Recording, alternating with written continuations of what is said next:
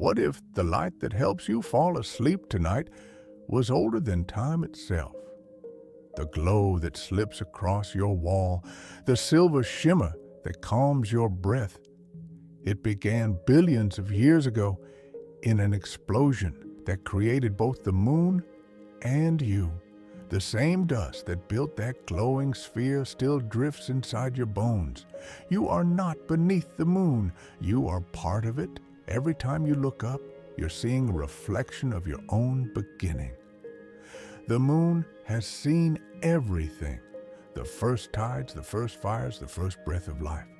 It has watched oceans bloom and empires fade, seen dreams whispered and promises made. Its light has touched every human face that ever turned toward the night. Tonight, it touches yours. And within that light lies a story waiting to unfold, one that will change how you see the moon and maybe how you see yourself.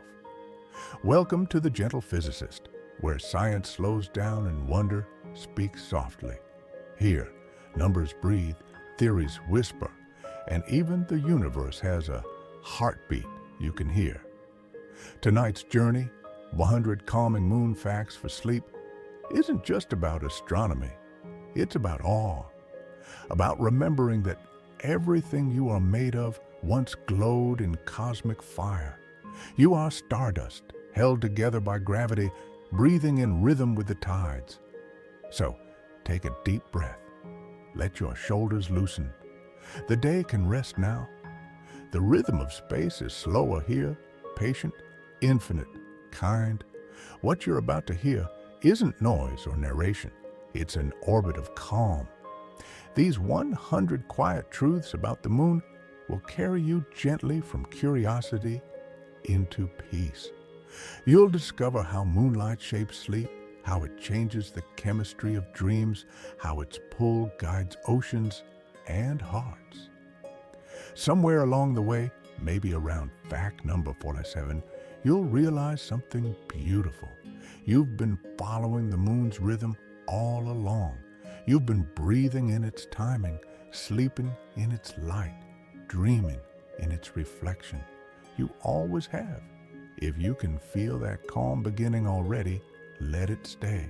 And before you drift too deep, subscribe softly. So the next time the world feels too loud, the Gentle Physicist can bring you back to stillness. Then close your eyes and let the first story begin. The story of how darkness turned to light, how collision became calm, and how even now, the moon keeps breathing beside you. The journey begins right here, where silence meets wonder, and the universe begins to whisper your name. What if every breath you take once flowed past the moon? Picture a time before the sky had any light at all. Only darkness, dense and heavy, folding around a restless earth, still young and molten. Oceans of rock shimmered beneath invisible stars. The planet spun faster then, hot winds swirling over a surface that trembled like a living heart. Somewhere in that wild silence, another world approached. Theia, a wandering body drawn by gravity's quiet pull. They met, not gently, but with purpose. The collision was not destruction, but creation. Matter flung outward in slow arcs, glowing like tears of fire. Shards of Earth's crust spun into orbit, melting into a single sphere of molten glass that circled its parent in radiant awe. For a long moment, the newborn moon was a lantern of magma, breathing heat into space. Then, with each passing 1,000 years, the glow cooled and the brightness softened. The violent beginning became a calm reflection, silver where there had been flame. Imagine that cooling, droplets of stone falling silent, the air still thick with steam. The light of the sun at last caught the new surface, bouncing pale and soft toward the world below. The moon became a mirror of peace to a planet still finding its breath. Gravity stitched them together, an eternal dance between mother and child, each turn smoothing the chaos a little more. The earth slowed its spin. Tides began their first rhythm. The sky, once a battlefield of sparks, became the first calm night. And here you are, thousands of centuries later, breathing the cool dust of that same event. Every cell in your body carries atoms born in the same collision. The iron in your blood, the oxygen in your lungs, the minerals in your bones, all once drifted through that glowing ring of debris that circled the earth. When you exhale, you return a whisper of that ancient air. The boundary between you and the cosmos dissolves like mist. For a moment, let that idea rest inside you. You are not apart from the moon. You are its continuation. Its silver face is a memory of your own beginning, quiet and patient. Even now, it watches the oceans sway, the forests exhale, the people lift their eyes in wonder.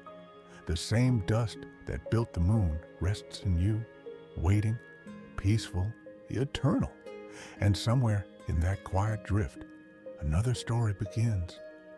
Close your eyes and imagine the moon up close, a pale world scarred with circles of shadow and light.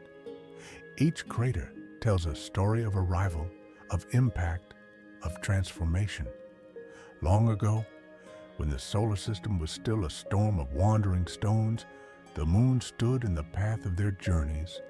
One by one, they fell toward its surface, striking with fire and thunder, carving valleys and rims that would never fade. The moon has no wind, no rain, no soft erosion to smooth its face. Every mark remains, a quiet archive of everything it has endured. Picture those ancient impacts not as violence, but as memory. Every crater is a heartbeat preserved in stone, a frozen ripple of motion that once echoed through space. The largest, called Imbrium and Serenitatis, spread like petals on a cosmic flower. In the faint light, their edges shimmer like silver scars, delicate and enduring. Over billions of years, sunlight and shadow painted them with patience. Nothing rushed, nothing healed too fast. And in that patience lies something deeply human. We too collect our craters, the small collisions of life that shape who we become. Some marks are hidden beneath layers of time, while others glow plainly when light touches them. Like the moon, we do not erase what has shaped us. We carry it forward, turning wounds into patterns, history into texture.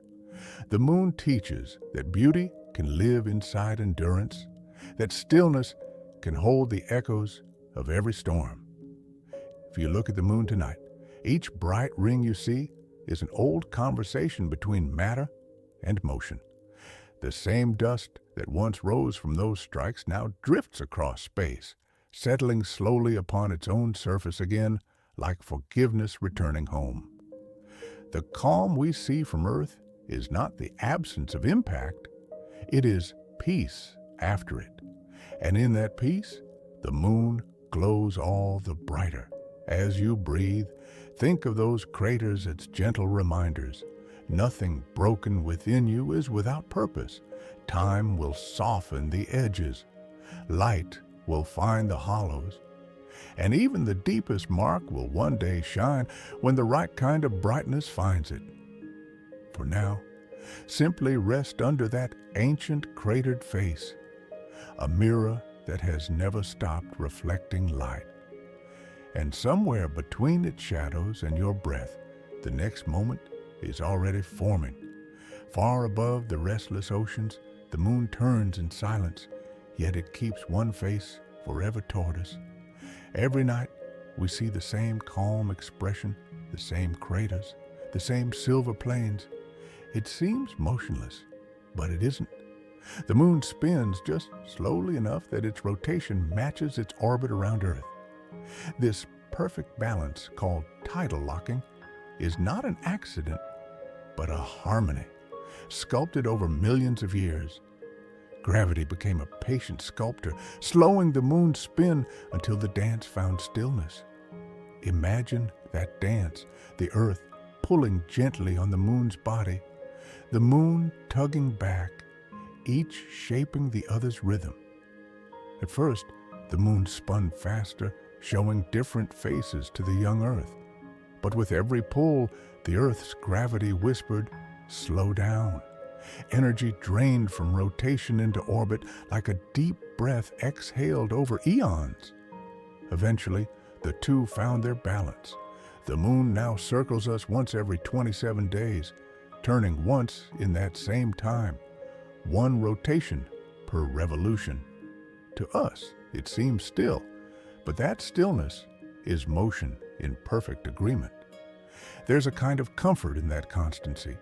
Night after night, the moon's familiar face reminds us that some relationships settle into peace. Just as two hearts can fall into rhythm over time, so did Earth and Moon, locked not in control, but in gentle synchronization. One side of the moon always sees our world, oceans glimmering, clouds drifting, while the far side keeps its quiet solitude, touched only by starlight. We have a companion who never looks away.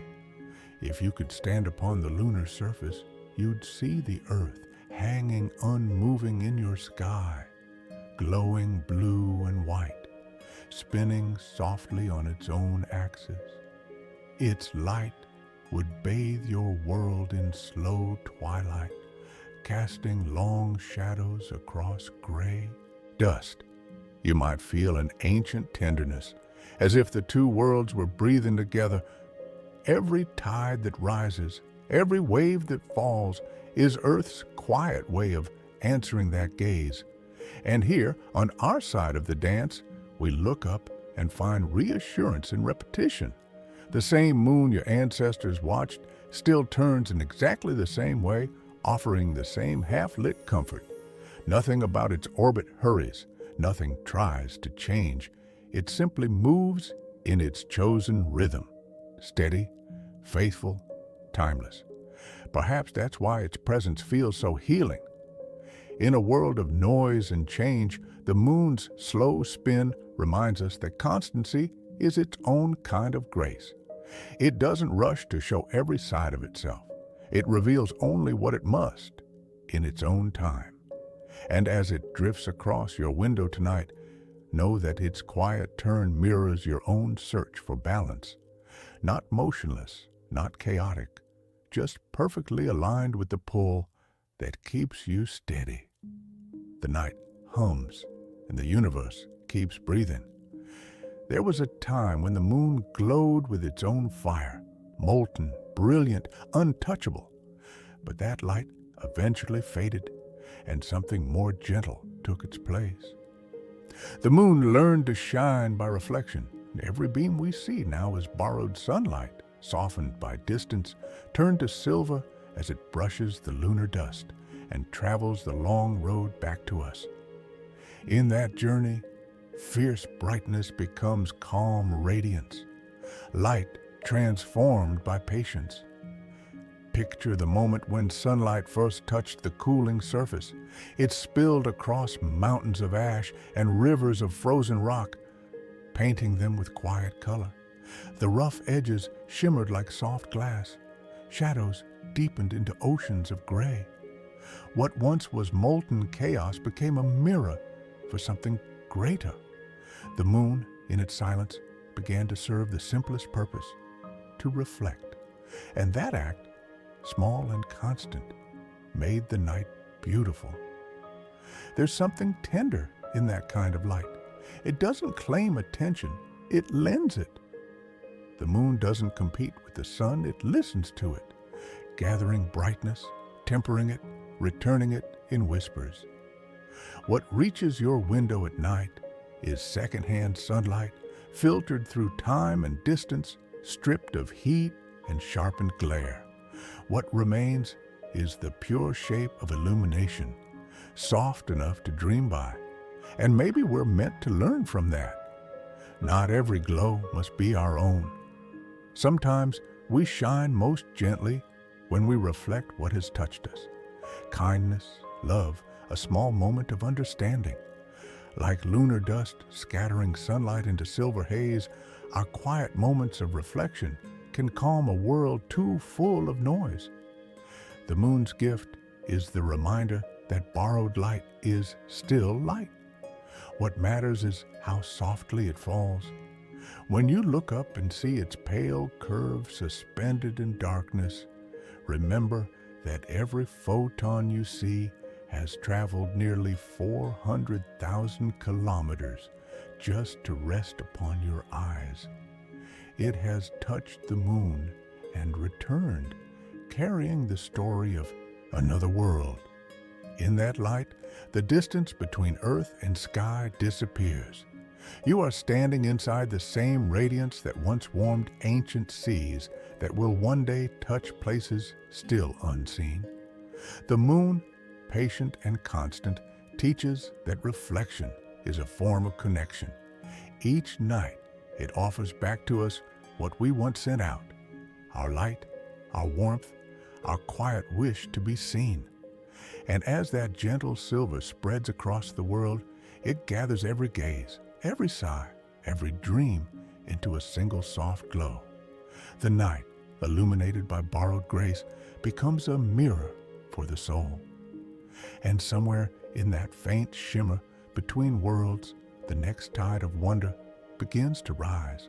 Did you know that lunar dust has a scent? When the first astronauts stepped onto the moon, they found the gray soil clinging to their suits like smoke. When they returned to the lander and removed their helmets, they caught a faint aroma, something dry and metallic, like spent gunpowder cooling after a spark. It surprised them, this whisper of smell in a world without air. The dust had soaked in sunlight and starlight for billions of years, its grains sharp and ancient. For a few minutes, the moon seemed to breathe through them. Imagine brushing that dust from your gloves, watching it float in slow motion, each particle turning like a spark before settling back down. The surface of the moon is made of tiny glass beads born from impacts and frozen heat. They glitter under sunlight, dull in shadow, and hold the memory of every collision. The smell the astronauts noticed wasn't smoke at all. It was the reaction between lunar dust and oxygen inside the cabin, a meeting of worlds that had been apart since the beginning.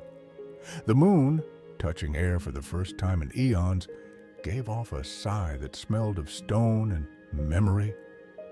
There's poetry in that moment. Two environments that could not coexist. One a vacuum, one a breath. Finding a brief exchange? It reminds us that discovery is often quiet, intimate, filled with small sensory surprises. The astronauts expected silence. Instead, they found scent. They expected emptiness. Instead, they found texture, resistance, softness beneath their boots. The moon wasn't sterile. It was alive with traces of time. And though no wind sweeps across that surface, the dust still moves, lifted gently by static charge, settling again like the slowest tide imaginable. Every footprint left by those early explorers remains unblown, unwashed, waiting in the eternal stillness. When the sun rises there, shadows stretch long and delicate across the marks, as if tracing the memory of steps that will never fade. So when you look up at the moon tonight, think of that quiet exchange of worlds, the touch of air meeting dust, the faint smell of distant stone. The same elements that built your body once drifted through that soil, carried in cosmic winds before Earth was born. You breathe their echo now, every time you exhale into the night. The boundary between here and there is only a breath away, and as the moon glows softly above, silent yet full of stories, you can almost imagine the scent of ancient dust, a reminder that even the coldest places can still remember warmth. Before we drift any farther into the moon's quiet orbit, take a moment for your own small gravity, the weight of your body resting where you are. Let the air settle around you, unclench your jaw, notice your shoulders, how they've been holding more than you realized. Now, very slowly, lift them toward your ears, then let them fall. Feel the gentle release ripple down your arms, into your hands, into your fingertips. Breathe in through your nose, soft and steady, as if you're drawing in moonlight itself. Let the breath move all the way down to your belly, where it can expand like a tide. Hold it for just a heartbeat. Then exhale through your mouth, unhurried, letting the air leave like the ocean pulling back from sand. The room changes when you do that. The edges soften, the light grows kinder. You don't have to force it. Your breath knows how to return to calm. Now, tilt your head slightly from side to side. Each tilt is a slow orbit, a reminder that even the moon moves with ease, never rushing its rotation. Roll your wrists, circle your ankles. You are turning too gently, within the rhythm of everything else. If you're lying down, stretch your arms overhead until your body forms its own crescent. If you're sitting, straighten your spine so that the top of your head points quietly toward whatever sky there is above you. That small alignment is all you need to feel centered again. Picture yourself floating for a moment, your limbs weightless, your body outlined by silver light. The moon's pull reaches even here, subtle but steady, guiding the water within you just as it guides the tides. Each stretch, each breath is an echo of that ancient motion, the earth's slow exhale meeting the moon's quiet reply. You belong in that rhythm. You've always belonged there. Stay in that stillness a little longer. Let your breathing find its own orbit, your pulse syncing with the faint rotation of the world beneath you. You are not separate from motion. You are its gentlest expression. When you're ready, let your body settle back into rest, knowing that the energy you just released will keep drifting outward like dust in low gravity. Somewhere beyond the window, the moon is turning too, patient, balanced, effortlessly at peace. And as you return to stillness, the next wave of wonder waits quietly ahead. Every so often, the earth, moon, and sun align in a straight, silent line. The shadows they cast travel thousands of miles through space, painting brief, delicate paths across each other. When the Earth's shadow slides over the moon, we call it a lunar eclipse, a gentle darkening as if the universe itself pauses to breathe. The moon doesn't disappear, it blushes. The light that reaches it passes through the rim of Earth's atmosphere, bending, softening, turning red. For a few quiet hours, our companion glows like an ember against a sea of black. Imagine standing beneath that copper glow. The air feels different, not louder or colder, just more aware of itself. You look up and realize that what you're seeing is geometry turned to poetry. 3 spheres perfectly aligned, performing a ritual older than life. The moon accepts the Earth's shadow the way water accepts light, fully, without resistance. It teaches us that darkness can arrive gently, that even when hidden, we are still illuminated by what surrounds us. And when the shadow passes, the silver returns, slow, inevitable, soft as dawn. The moon slips back into its reflection, carrying a new memory across its face. Somewhere, oceans respond. Somewhere, the tide shifts its breathing by a fraction. The dance continues, Each eclipse is a reminder that even in perfect alignment, the universe keeps moving, no stillness lasts forever, and no darkness stays complete. There are solar eclipses too, moments when the moon steps between us and the sun, casting a path of night across daylight. Birds fall, silent, winds settle, and for a heartbeat, the sky forgets its color. We stand in that shadow, not afraid, but amazed that such vast distances can create such fragile perfection. Light, shadow, motion, all three folding together like waves. And when the light returns, there's a hush in the world, a small human awe that lingers. We remember how thin the balance is, how delicate the machinery of our skies. The moon continues on its way, quiet, steady, unchanged, yet always changing. If you close your eyes now, you can almost feel that shadow pass across you, not as darkness, but as cool calmness, a reminder that alignment sometimes feels like rest. The next time you see the moon, think of those rare moments when all three bodies breathe together. They are not accidents. They are the rhythm of time itself, whispering that everything in motion will meet again. And in that perfect fleeting symmetry, the night glows with quiet understanding. Somewhere in that returning light, another chapter of calm begins to unfold. Long before clocks ticked and calendars turned, the moon was our first measure of time. People lifted their eyes to its changing face and found rhythm in its light. Every phase, every swelling and fading curve marked the passing of days with perfect patience. The waxing crescent whispered of beginnings. The full moon carried fullness and harvest.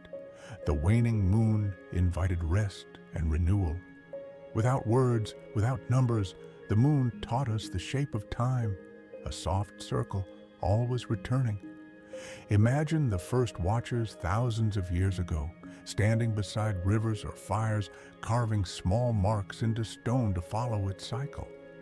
They noticed that seasons followed its count, that tides rose higher when it was full, that animals and crops seemed to listen to its pull. Their hearts synchronized with its phases long before science could explain why. The moon was a calendar for the body, a teacher for sleep and sowing, a reminder that life itself moves in repeating curves. Every culture built stories to honor those rhythms.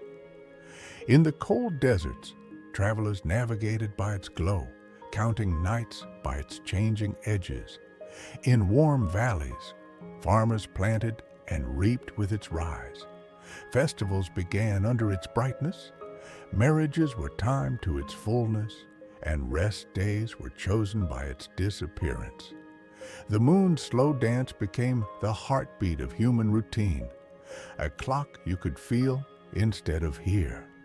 Even now, our language remembers a month is a moon, a shadow of the time it takes the moon to orbit once. Our sleep still adjusts to its brightness. Our dreams still lengthen when it is high. We are built from its rhythm, even as our digital days try to outrun it. But if you stand outside on a quiet night, away from the lights, you can still feel that old pulse. It's there in the steady beating of your heart, in the calm wave of your breath.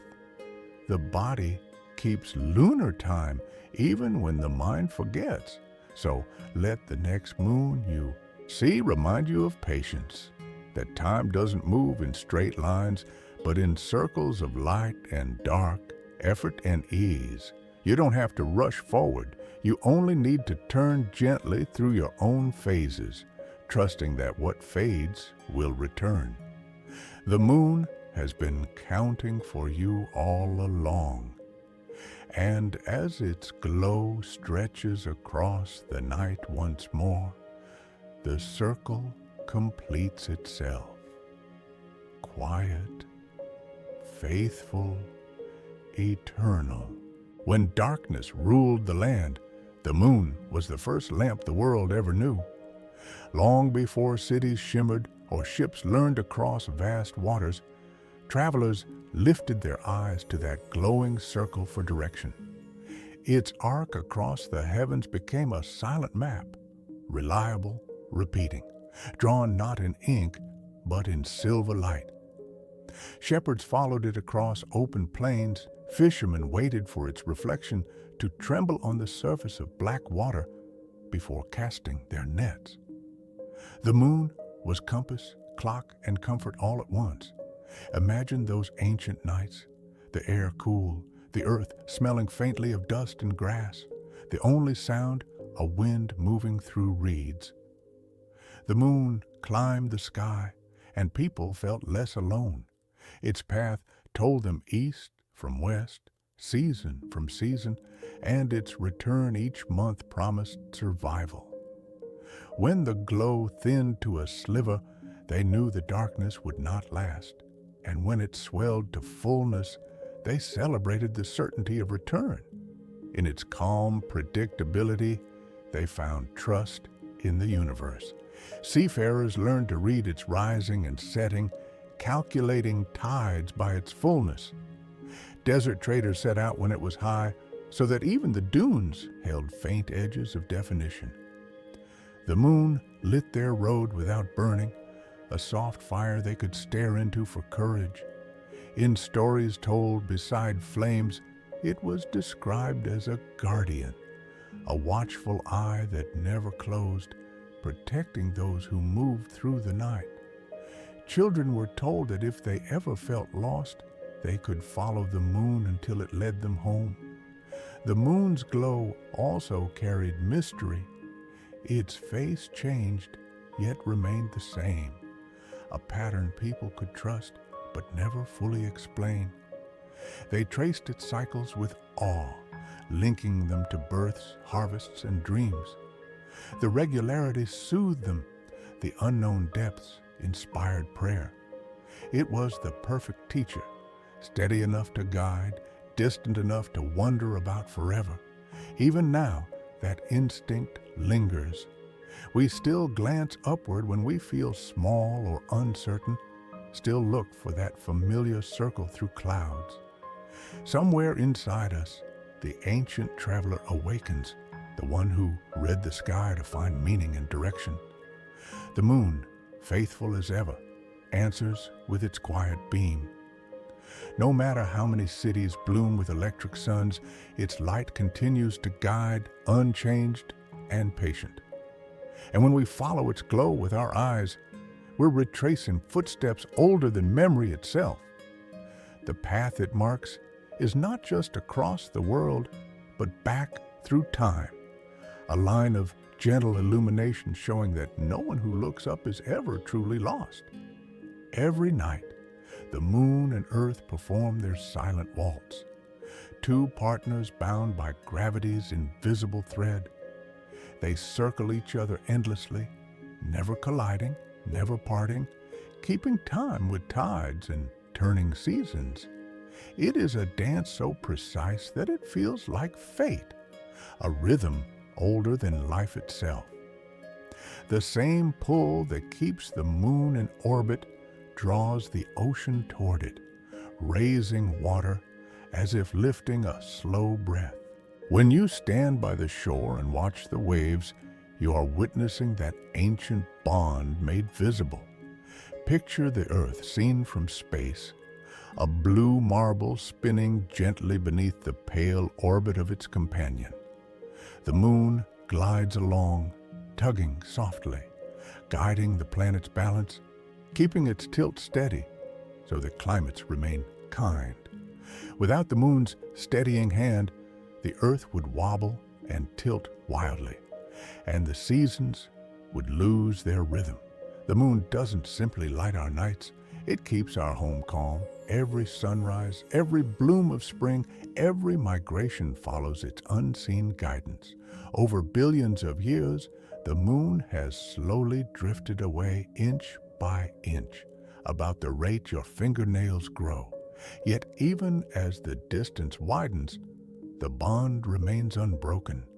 The connection is not about closeness, but consistency. Like two hearts in quiet understanding, they keep their orbit, sometimes near, sometimes far, always returning. The pull between them is gentle, patient, endless. Think of that when you feel disconnected, how two worlds separated by emptiness still influence each other with every turn. The gravity that holds them together is the same kind that holds you to the ground, the same pull that keeps oceans breathing, trees rooted, clouds loyal to the sky. You are already part of that harmony. The universe does not forget its own balance. On certain nights, when the moon is full and high, you can almost sense that tether between worlds. A soft awareness that your body too is moving in this grand slow dance. Your heartbeat, your breathing, even the flow of water within you, all respond to the same cosmic tempo. You're not separate from the orbit. You are moving with it, effortlessly, even now. And when clouds drift across the moon's face, dimming its glow, the dance continues unseen. The rhythm never stops. It only changes tempo. The moon keeps circling, the earth keeps spinning, and the two remain devoted, unhurried, infinite. Their bond is the pulse beneath every night, the quiet promise that no motion is wasted. As you breathe in the stillness of this moment, remember, you are part of that eternal waltz, held gently in its gravity, turning softly beneath the same silver light. Look closely at the moon through a telescope, and you'll notice dark patches scattered across its face, broad, smooth plains once mistaken for oceans. The ancients called them Maria, Latin for seas. They imagined waters of midnight silver drifting across a pale sky. In truth, these are vast fields of frozen lava, cooled from ancient eruptions when the moon was still young and fiery.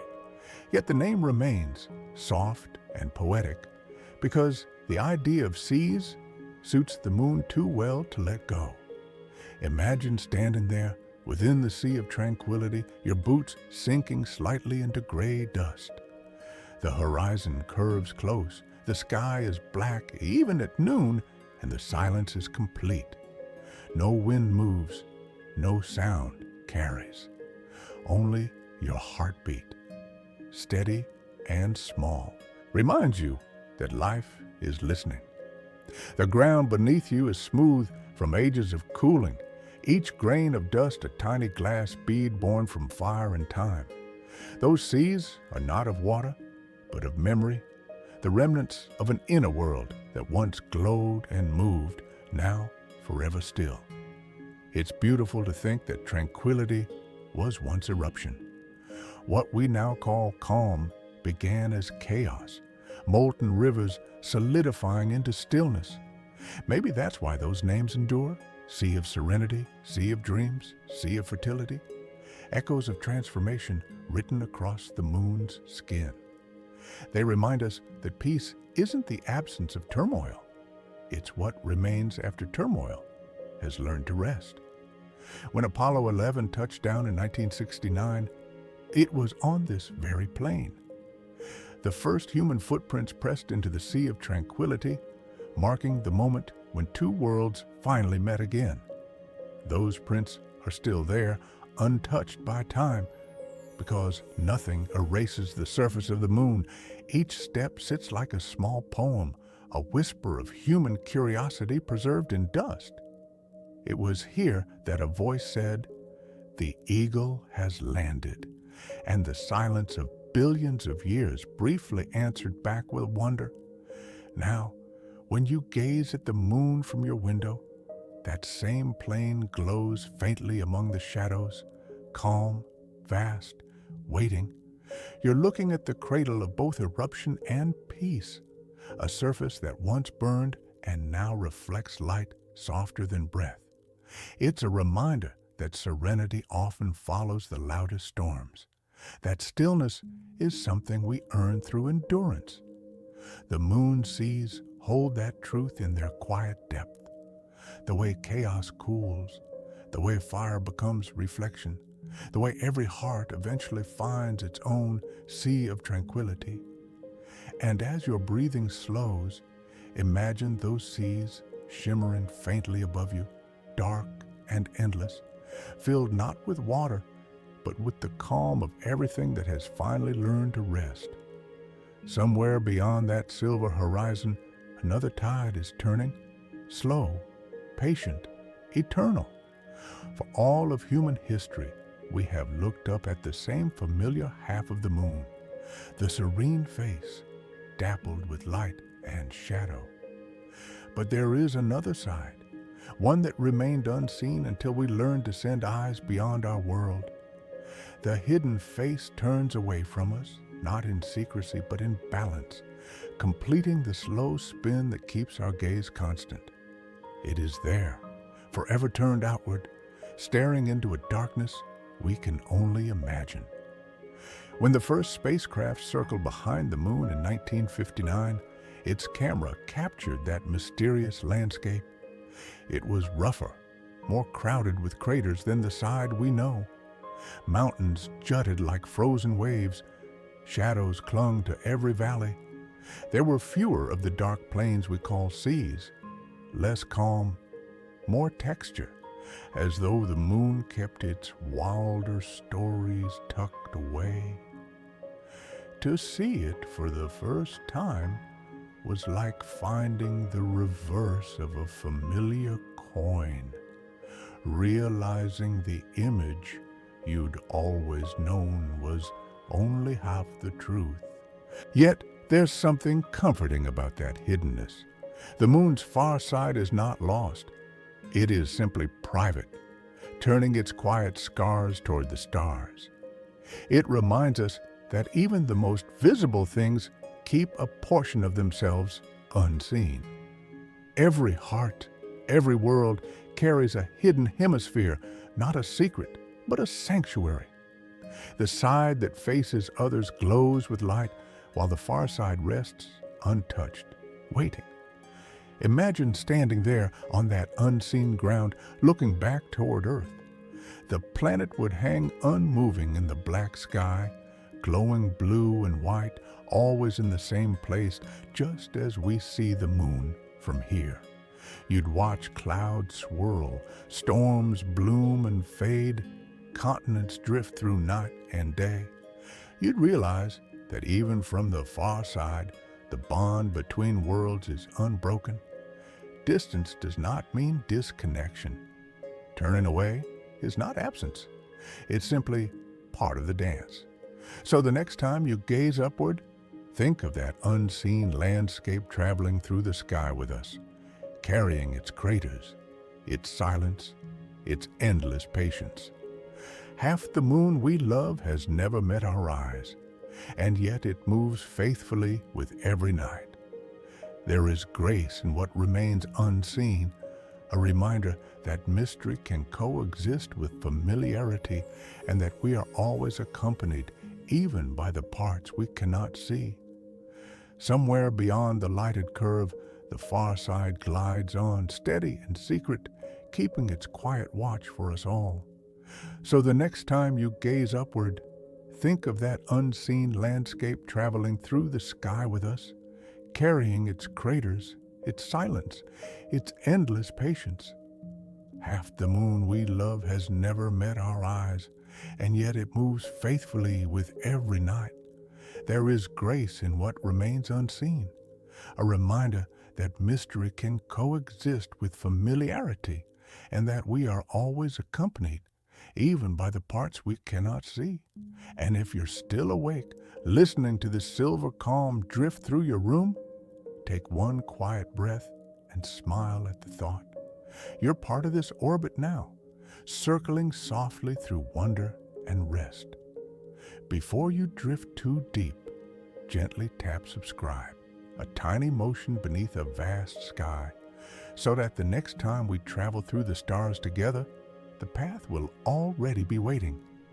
Then let the words fade, let the light dim, and feel yourself falling again into the rhythm that carries both worlds forward.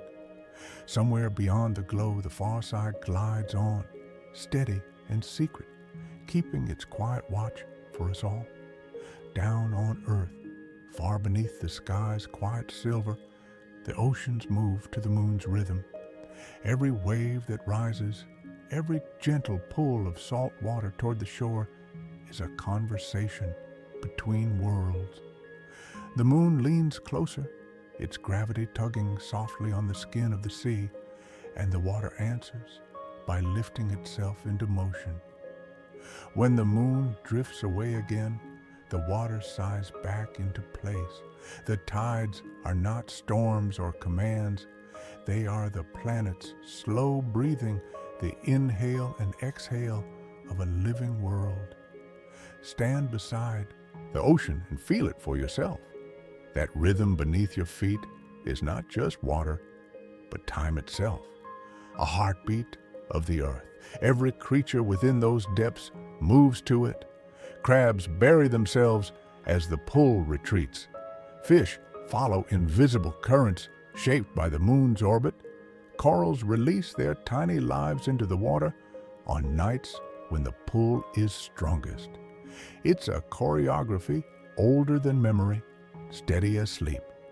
The moon is conductor and comforter both, raising and lowering the seas without a sound. What's easy to forget is that you too are made of tides. Most of your body is water, bound by the same physics that moves the ocean. The pull is faint, almost imperceptible, yet it touches every molecule in you. Your blood shifts slightly, your heartbeat finds a tempo that matches the distant orbit above. The connection isn't mystical, it's mechanical, elegant, ordinary magic written into gravity's laws. You are literally part of the moon's motion, a small wave inside a much larger sea. When the moon is full and bright, the tides climb higher. When it wanes, they fall back.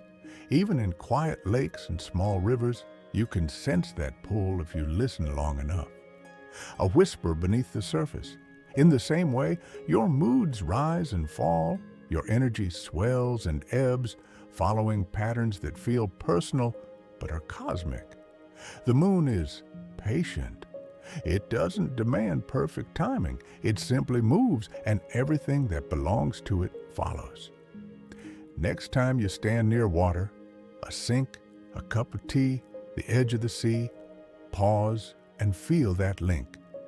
Somewhere above, a cold sphere of stone is tugging softly on the liquid before you, and if you slow your breathing, you'll notice the same rhythm inside you, a rise, a release, a quiet return. The tides breathe with you, they always have. You are part of their pulse, carried in their slow, endless song. And as the moon glides farther across the night, pulling the seas and your heartbeat together in silence, another story begins to form. One that glows gently in the space between motion and rest. Moonlight is more than beauty. It is information. Every glimmer that reaches your skin carries a message written in the language of rhythm. Long before electric lights rewrote our nights, that soft silver glow was the only lamp after sunset. Our ancestors slept, woke, and dreamed by it, their bodies sinking gently to its phases. The moon grew full, and our hormones adjusted. It disappeared, and the body rested deeper in the dark. Even now, buried beneath city light and glowing screens, that ancient sensitivity lingers quietly within us. When the moon shines brightest, your body notices. The faint light filters through eyelids and skin, reaching the brain's timekeepers. The suprachiasmatic nucleus, the small clock that governs sleep and wakefulness. In darkness, the pineal gland releases melatonin, the hormone that tells you it's time to rest. But when moonlight slips into the room. It whispers something softer. Stay a little awake. Stay a little aware. You may find yourself dreaming more vividly, sleeping a little lighter, as if your mind wants to watch the night unfold. Scientists have traced subtle cycles in melatonin levels that rise and fall with the lunar month. It's not superstition. It's the echo of our evolutionary memory. For thousands of years, bright full moons meant safety and social life.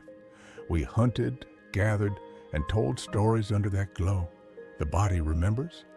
When the full moon climbs high, energy stirs, curiosity returns, and our rest becomes half-waking, a balance between alertness and surrender. Then, as the moon wanes, darkness deepens, melatonin blooms again, and sleep sinks back into its quiet depths. Think of how natural that rhythm is. Awareness expanding with light, folding inward with shadow. Even your cells follow it. Cortisol and serotonin, the messengers of wakefulness and calm, weave their own lunar dance.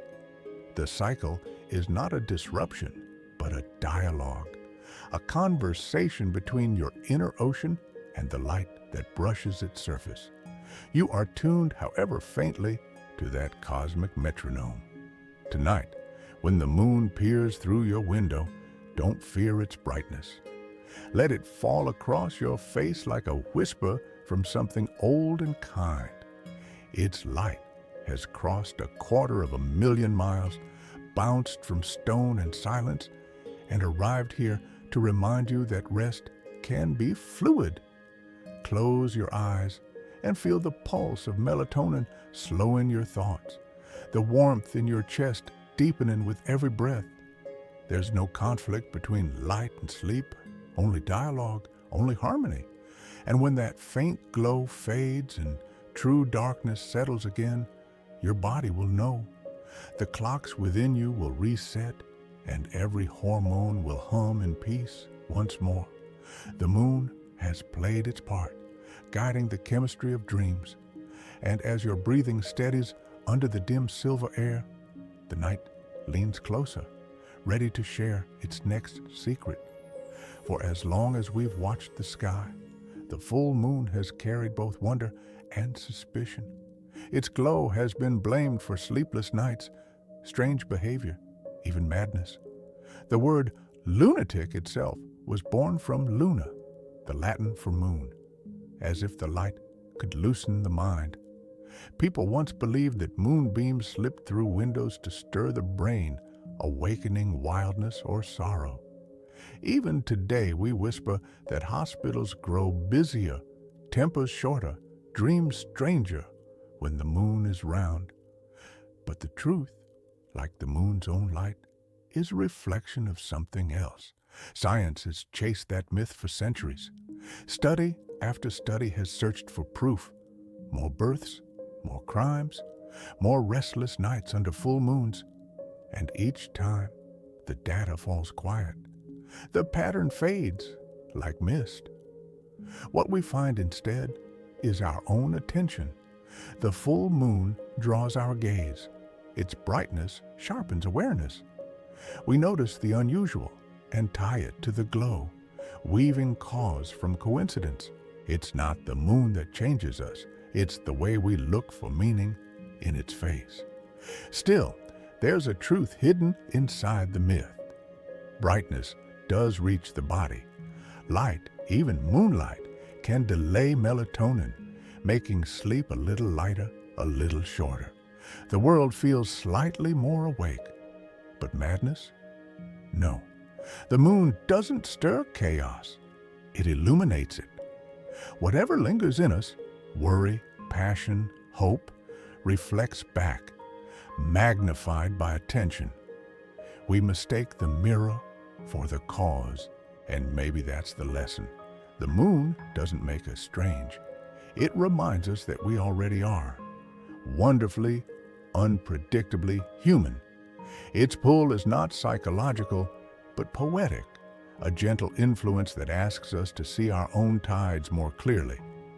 When we feel restless beneath its light, perhaps it's not disturbance but invitation to slow, to notice, to honor the rhythm we share with every wave and shadow. So if you lie awake on a full moon night, don't fear the brightness slipping through your curtains. Let it wash over your room like silver rain. It's the same light that touched mountains and oceans long before names or myths existed. It has no power to harm, only to reveal. Look up, and you'll see that what we once called lunacy is simply awareness heightened by beauty, the world holding a mirror to its own mystery. And as that understanding settles over you, the light softens, your breath evens, and sleep returns like a tide, obeying gravity, not fear. Did you know that corals, those quiet architects of the sea, choose the moon as their calendar?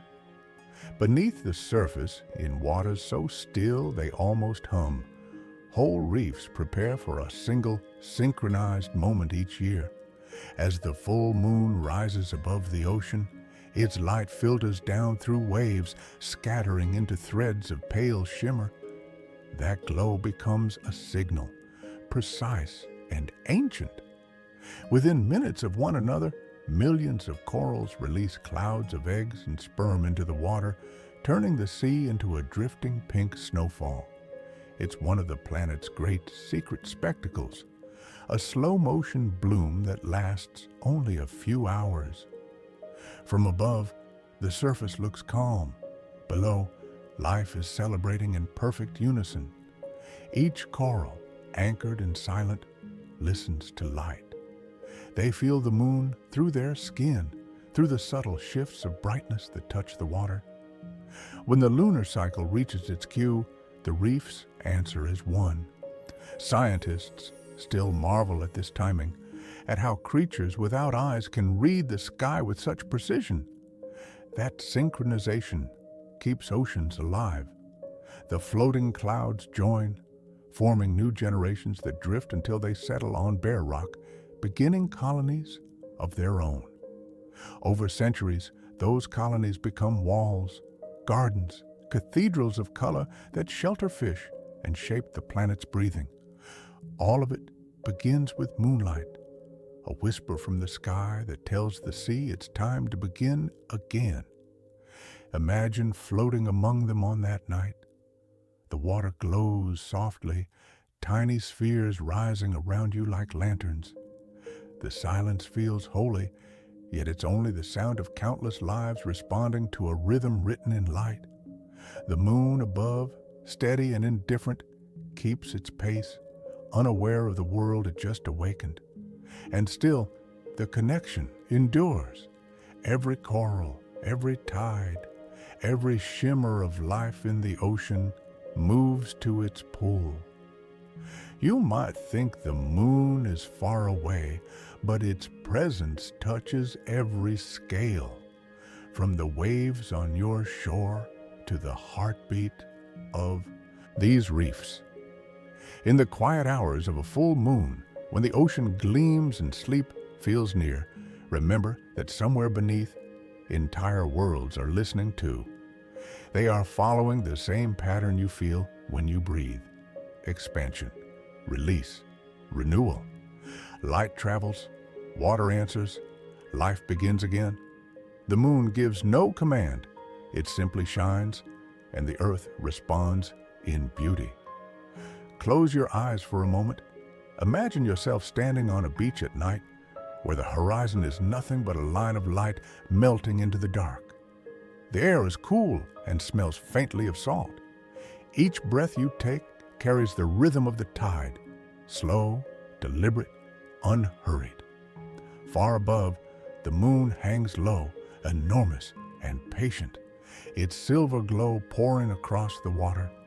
Every ripple catches that light and sends it back in 1,000 tiny flickers like stars floating on the sea. Now imagine stepping closer until the waves touch your feet. The sand beneath you shifts and sighs. The water curls around your ankles, warm and cool all at once. tracing patterns that fade as quickly as they form. You can feel the pull of the tide, the quiet invitation to follow it. Each retreating wave leaves behind a glimmer of light, as though the moon itself is sketching trails across your skin. The longer you stand there, the more you begin to sway with the rhythm. The sound becomes a lullaby, a deep, endless hush, rising and falling like breathing. You find yourself matching it. Inhale with the crest, exhale with the fall. The heartbeat of the ocean and your own pulse start to blend, indistinguishable from each other. The night, the water, the body, all moving as one, guided by something soft and far away. Look toward the horizon. The moon's path glimmers across the waves in a perfect line, as if drawn just for you. You step forward, and the reflection moves with you, always within reach, never needing to be caught. That silver road stretches into infinity, connecting sea and sky. For a moment, you forget which direction is up. The world turns fluid, weightless, gentle. Let yourself drift in that stillness. You are standing at the edge of two worlds, one of water, one of light. The moon doesn't demand your attention. It simply keeps shining, painting calm over everything it touches. The waves whisper their secrets around your legs, and every word they speak means peace. You could stay here forever, suspended in motion that never ends, watching the night breathe. And when you finally turn back toward the shore, the reflection follows, folding into itself as if bowing goodbye. The sound of the waves remains in your chest, steady and soft. You realize you don't need to hold the image. It's already part of you, a memory of calm etched into the rhythm of your breath. The sea, the moon, and you, all moving to the same timeless pulse. Inside you, there is a quiet calendar that follows the moon. Long before alarms, deadlines, or glowing screens, your body learned to measure time by light and darkness. It still does. Every organ, every cell carries its own small clock, each one ticking in rhythm with the world outside. Together, they form a silent orchestra of cycles, hormones rising and falling, temperature shifting, hunger and rest weaving through the day, and guiding them all softly, invisibly, is the moon's gentle turning. For women, this rhythm once matched the lunar month almost exactly, 29 and a half days. Ancient healers believed the moon spoke to the body, calling forth renewal and rest in perfect balance. Even now, echoes of that harmony remain. Some find their energy surging as the moon brightens. Others feel drawn inward as it fades. It's not fantasy, but biology, the subtle awareness of light's return and retreat. We are creatures of pattern, and the moon cycle has written itself deep into our chemistry. But it's not only the body that listens, the mind follows too. Studies show that mood, focus, even creativity can shift across the lunar month. The full moon's brightness may lift the veil of sleep slightly, allowing dreams to linger closer to waking. During the darker phases, thought quiets, introspection deepens. Like the tides, we move between outward expansion and inward stillness, reflecting the same phases we see above. Imagine your body as its own small planet, the moon circling within you. Each phase brings a new tone, the waxing moon whispering growth, the full moon shining as energy peaks, the waning moon easing you toward rest. If you listen, you can feel it, the subtle tug of focus, the gentle ebb of fatigue, the return of calm. There's no need to force the pace. Nature already set it. You are allowed to follow that quiet clock. When you align yourself with this rhythm, life begins to feel less like a list of tasks and more like a tide. You work when your light is bright, you rest when shadow calls. The moon's slow journey becomes your permission slip to move with grace instead of speed. Time softens, effort feels less like struggle and more like flow. The same cycle that stirs the seas is turning gently in your pulse, your breath, your thoughts. So tonight, when the moon rises, place a hand over your heart. Feel that steady rhythm beneath your palm and know it is not random. You are keeping lunar time, an ancient harmony still alive beneath the noise of modern life. The moon may circle far away, but its calendar beats quietly within you, patient, precise, and everlasting. High above the noise of waves and cities, the moon's surface lies in perfect silence, a world without wind, without sound, where even the smallest motion becomes eternal. Among its plains, one stands out for its name alone, the Sea of Tranquility, Mare Tranquillitatis. It's not a sea at all, but a vast plain of cooled basalt, dark against the silver highlands. Yet the name feels right. It carries the quiet we imagine when we look up at night, a stillness so complete that it becomes almost holy. It was here that humans first touched another world. In July 1969, the lunar module Eagle descended, stirring gray dust that had lain untouched for billions of years. Neil Armstrong's boot pressed into the powder, leaving a print that will remain for millennia. "The Eagle has landed," he said, and Earth held its breath. The Sea of Tranquility became more than a name. It became a promise that exploration could coexist with peace, that courage could arrive softly. Close your eyes and imagine standing there yourself. The horizon curves gently. The sky is ink black, even under the sun. You can see the earth hanging above, blue and fragile, shining like a marble, suspended in space. Every noise you know, footsteps, voices, wind, has fallen away. There is only the sound of your own breathing inside the helmet, steady and human. The dust beneath you glows faintly in reflected sunlight, untouched except for the marks you leave. This is what tranquility truly means, not absence, but presence without chaos.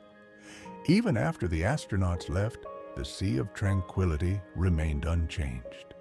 Their footprints, the small flag, the discarded tools, all still there, preserved by silence. The moon keeps memory perfectly. What lands upon it stays. It reminds us that actions, once set in motion, ripple forward endlessly, even when the world seems still.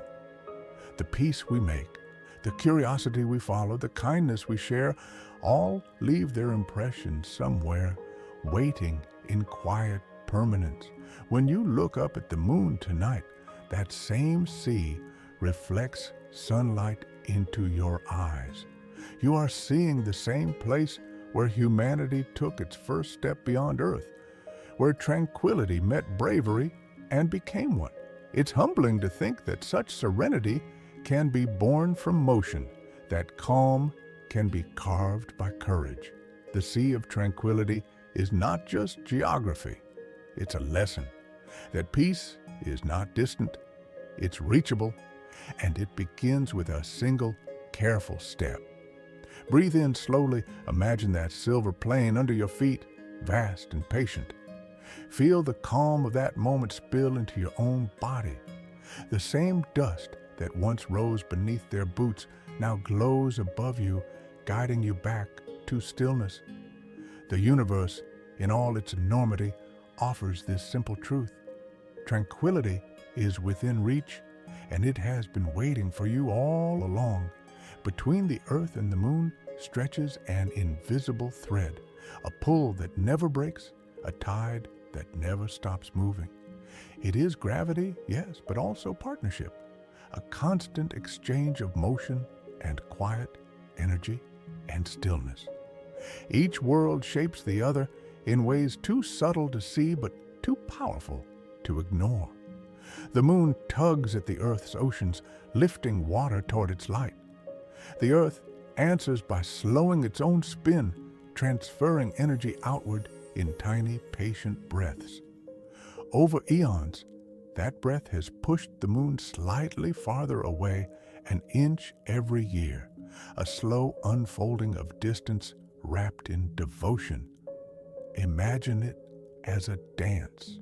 The Earth turns, its oceans leaning toward the moon, and in that lean friction hums a soft resistance that becomes warmth. Some of that energy travels upward, feeding the moon's orbit, keeping it aloft. The rest settles back into the sea as heat, the smallest sigh of planetary effort. Neither body loses, neither gains alone. It is balance through exchange, a love language written in physics. This quiet sharing keeps both worlds stable. Without the moon, Earth's spin would wobble wildly, tilting our seasons into chaos. Without Earth's pull, the moon would drift cold and unanchored into the dark. Their connection is the reason we have predictable tides, gentle climates, nights filled with reflection instead of disorder. The harmony between them keeps the planet habitable. A cosmic conversation of give and take. There's a lesson hiding in that slow motion. Every relationship, from the smallest friendship to the vast dance of worlds, thrives on exchange. To give without demand, to receive without fear. This is how balance endures. The Earth doesn't cling to the moon. It lets it drift gently outward. The moon doesn't fight the pull. It circles in trust. Together they prove that distance doesn't mean detachment, and movement doesn't mean loss. As you breathe now, picture that tether stretching through space, unseen, unbroken, glowing faintly with shared energy. Feel the echo of it in your own body, the give and return of breath, the rise and fall of heartbeat, the warmth that follows letting go. The same physics that guides oceans guides you too. Connection is not stillness, it's rhythm. Every exhale is the Earth sending energy outward. Every inhale, the moon drawing it back in. So when you look up tonight, know that you are watching not just a companion, but a partner in motion, a world that moves because we do. The light that touches your face has traveled along that thread, a reminder that even across vast emptiness, energy finds its way home. The Earth and the moon keep each other steady, and within that balance, the night finds its perfect calm. Far beyond the noise of our cities, pieces of us still rest on the moon. Fragments of exploration, small machines, quiet flags, all whispering in a place where sound cannot travel. The Apollo missions left more than footprints.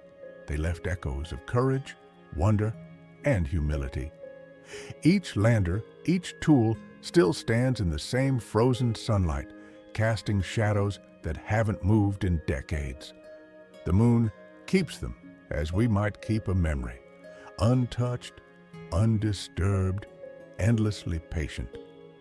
When the astronauts stepped onto that surface, their voices traveled through radios, fragile threads of sound stretched across emptiness. "Houston, Tranquility Base here," they said, and the world below fell still. For a heartbeat, all of humanity shared one breath, watching two small figures walk in a gray silence no one had ever touched before. It was not conquest, it was communion. A meeting between what we dreamed and what we dared. Imagine that moment now, the dust rising gently around their boots, sunlight so bright it cast black shadows on silver ground. Every movement was slow, deliberate, as though the moon itself required reverence. And beneath each word spoken was a truth, that this journey was not an escape from Earth, but a return to connection. Looking back, the astronaut saw the entire planet, blue, fragile, whole, suspended in darkness. "It suddenly struck me," said one, that tiny pea, pretty and blue, was the Earth.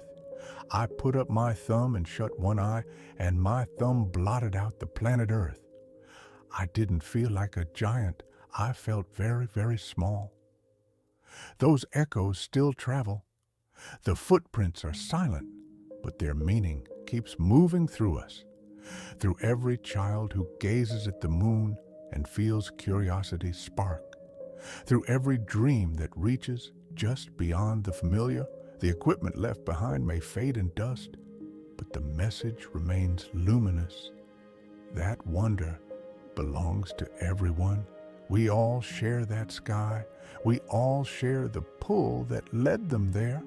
Sometimes, on nights when the moon is full, you can almost sense those echoes rising again, faint, metallic, like radio static mixed with breath. They are reminders that discovery doesn't end in distance. It circles back into belonging.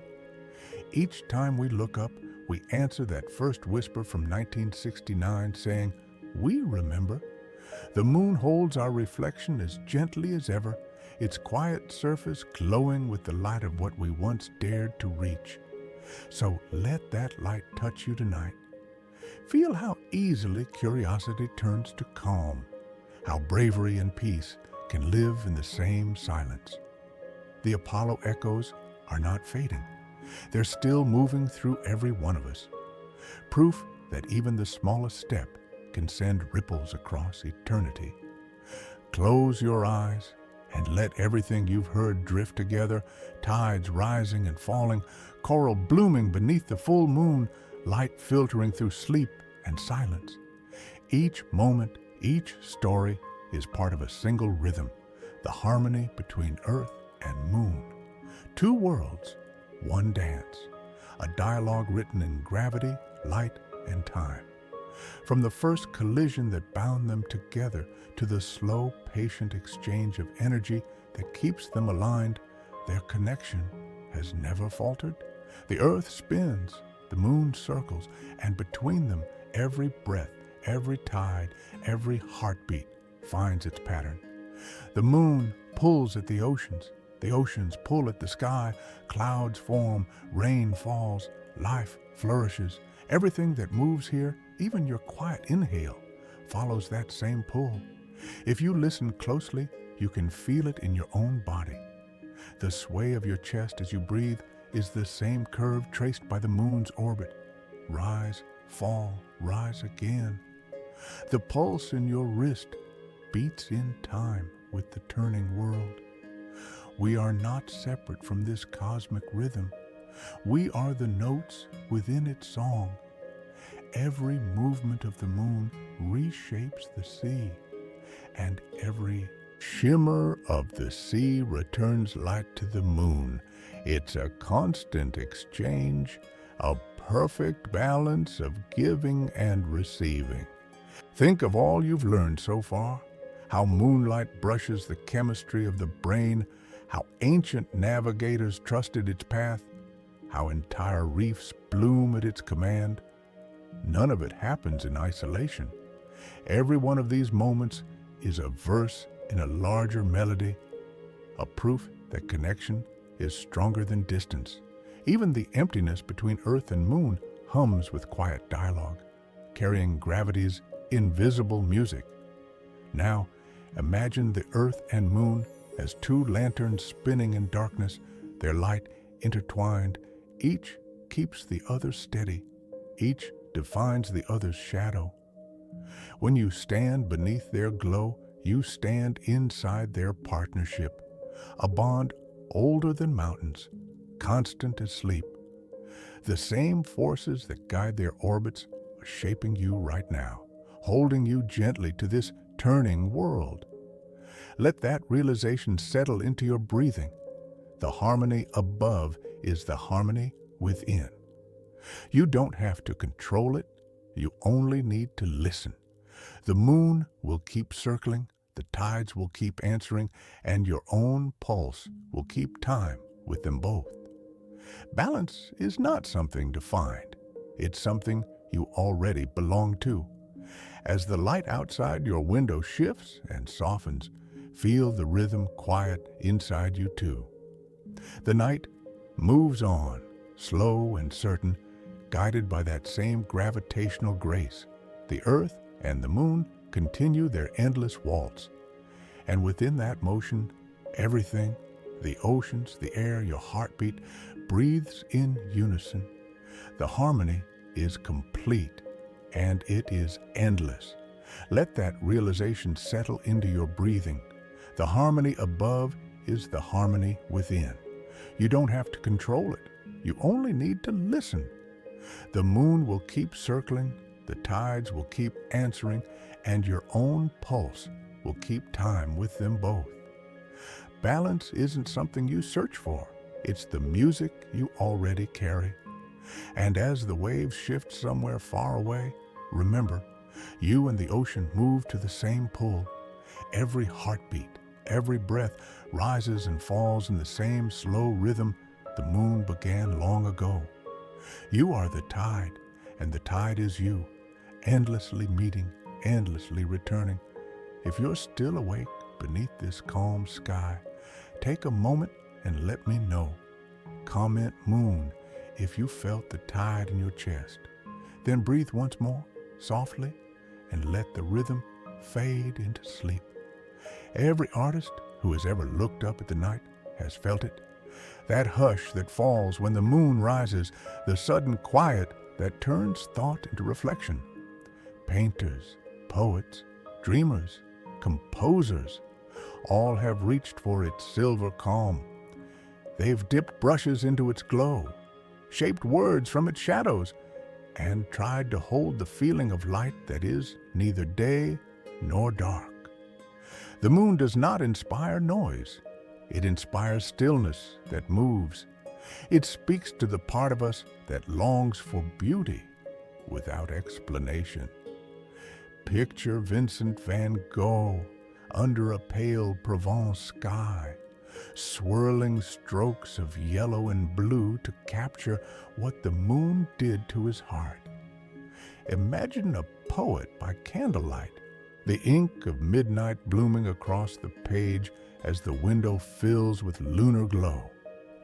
Every language has a word for that light, but none capture it completely. It isn't brightness, it's presence, a gentle reminder that wonder can be quiet.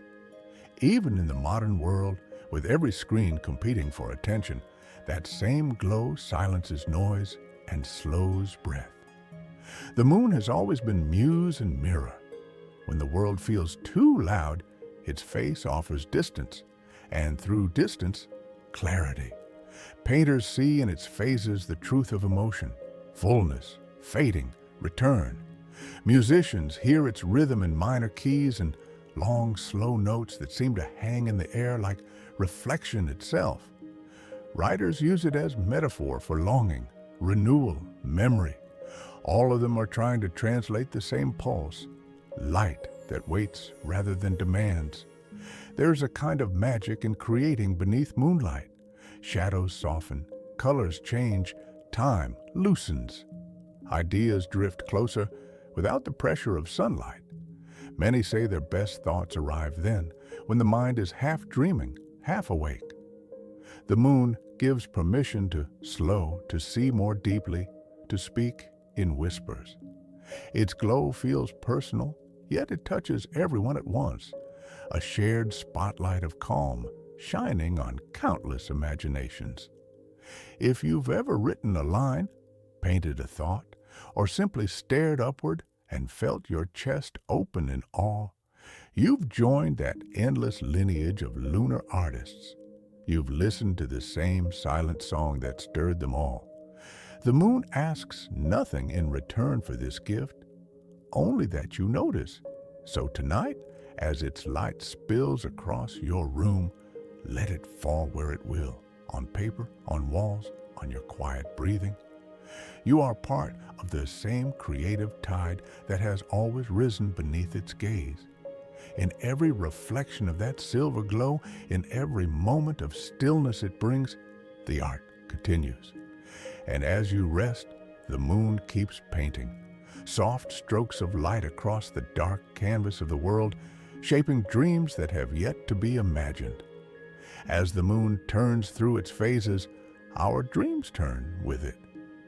Though we may not notice, the mind listens to that soft orbit, adjusting its rhythm as light waxes and wanes. Sleep isn't still. It flows like tide water, and the moon is its quiet conductor. Some nights bring deep, slow currents where thought dissolves into darkness. Others shimmer near the surface where imagination glows just bright enough to be remembered in the morning. The lunar cycle traces this pattern gently through us, marking time not on clocks, but within the pulse of our subconscious. When the moon grows brighter, many people dream in color. Stories expand, sound feels sharper, faces seem more alive. Scientists suspect that light, even faint moonlight seeping through the curtains, shifts our sleep stages ever so slightly, shortening deep rest and lengthening the dream state. The result is a mind half awake, half adrift, open to imagery it normally forgets. And as the moon fades, darkness deepens, sleep thickens, and our dreaming retreats underground like roots drawing strength before the next bloom. Across cultures, people have watched these patterns for centuries.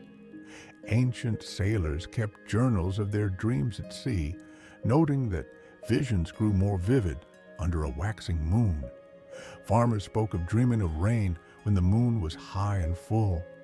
Modern sleep studies now echo those old intuitions. We remain lunar creatures, our neural tides rising and falling to the same celestial tempo. Even in rooms filled with artificial light, the brain remembers. It keeps its private moon, orbiting in cycles of renewal. You might notice it too if you pay attention. Around the full moon, your night may feel longer, thoughts lingering like clouds that refuse to pass. As the crescent returns, sleep comes easier, darker, thicker, more complete. This isn't superstition, it's rhythm.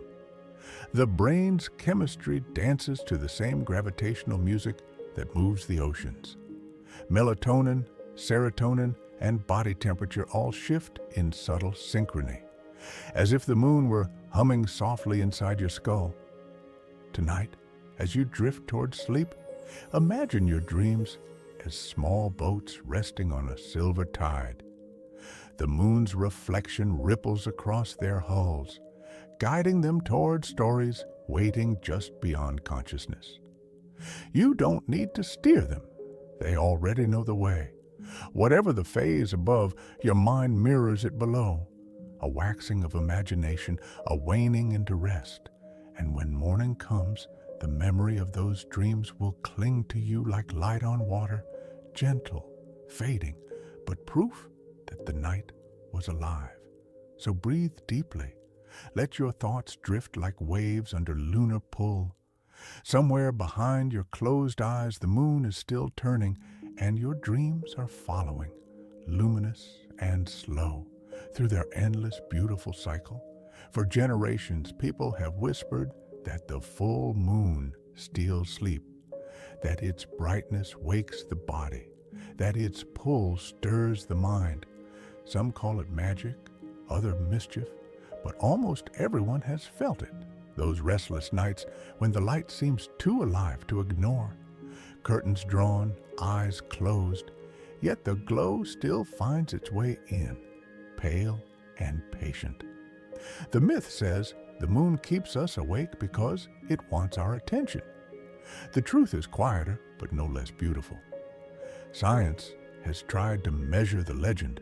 In dim labs and sleeping villages, researchers watched as volunteers drifted into slumber beneath different phases.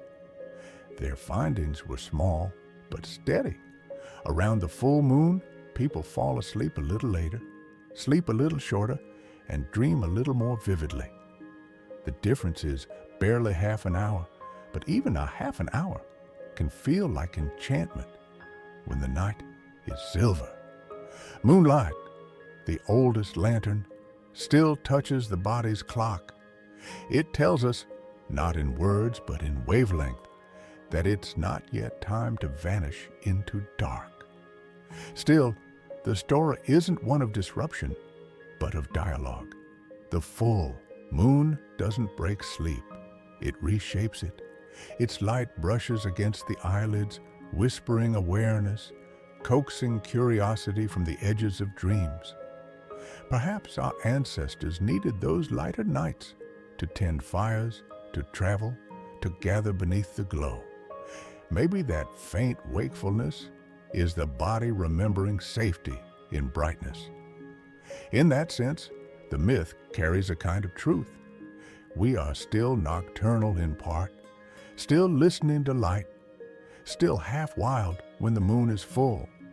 So when you find yourself awake under that round, gleaming face, don't resent it. The world is simply offering you a slower kind of rest, the kind that lets you watch your thoughts drift like clouds. Step to the window, let the pale light touch your skin. It's the same light that guided every generation before you, the same silver thread connecting wakefulness and wonder. You are part of that lineage, awake in calm, not in restlessness. If sleep feels distant, think of the moon as your companion, not your rival. Let its brightness soften your thoughts instead of stirring them. The myth may call it sleeplessness, but it's really awareness, a gentle reminder that even in our most private hours, we share the night with something immense and patient. And when the moon begins to wane again, your dreams will deepen naturally, like tides returning home. The rhythm remains unbroken, the story unchanged. Even the light that wakes you was meant to comfort you. So tonight, if you're lying there beneath its gaze, breathe in that glow. Let it wash across you and feel how every cell quiets in recognition. The moon isn't keeping you from sleep, it's teaching you how to dream with your eyes half open. Did you know that the moon sometimes trembles? It seems so calm from here. A lantern of silence hanging in the dark, but deep beneath its crust, the moon occasionally shivers. These gentle quakes, called moonquakes, are echoes of the same forces that shaped its birth. Some are caused by the distant tug of Earth's gravity, pulling and releasing the lunar surface like the slow breath of a sleeping giant. Others come from the sudden cracking of rock as sunlight warms and cools the crust. There are even deep quakes, far below the surface, rippling through stone that hasn't changed in billions of years. Imagine standing there during one of these subtle tremors. The ground doesn't roar, it hums. Dust rises in tiny halos, drifting slowly back down in the still air. The motion lasts for minutes, soft, deliberate, a reminder that even stillness has a heartbeat.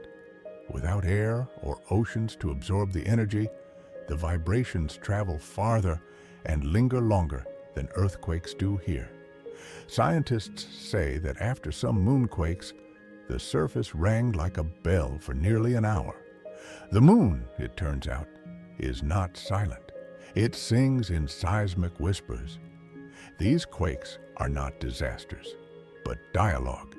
They show that the bond between Earth and Moon is alive, that the gravitational thread connecting them still hums with movement.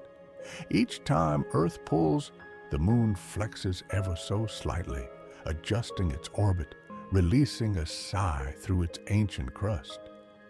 The two worlds have been dancing for so long that even their tremors fall into rhythm. Think about that.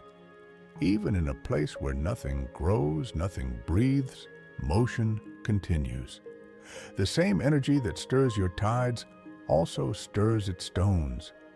Every pulse of gravity that moves through your oceans echoes through lunar valleys 250,000 miles away. The connection doesn't end with water or air.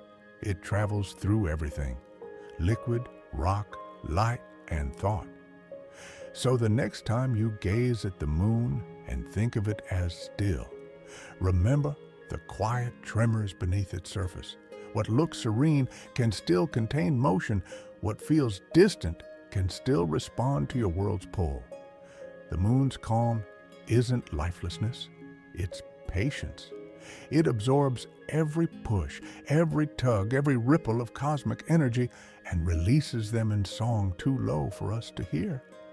But the song is there, traveling through the dark, reminding us that nothing in this universe is ever truly still.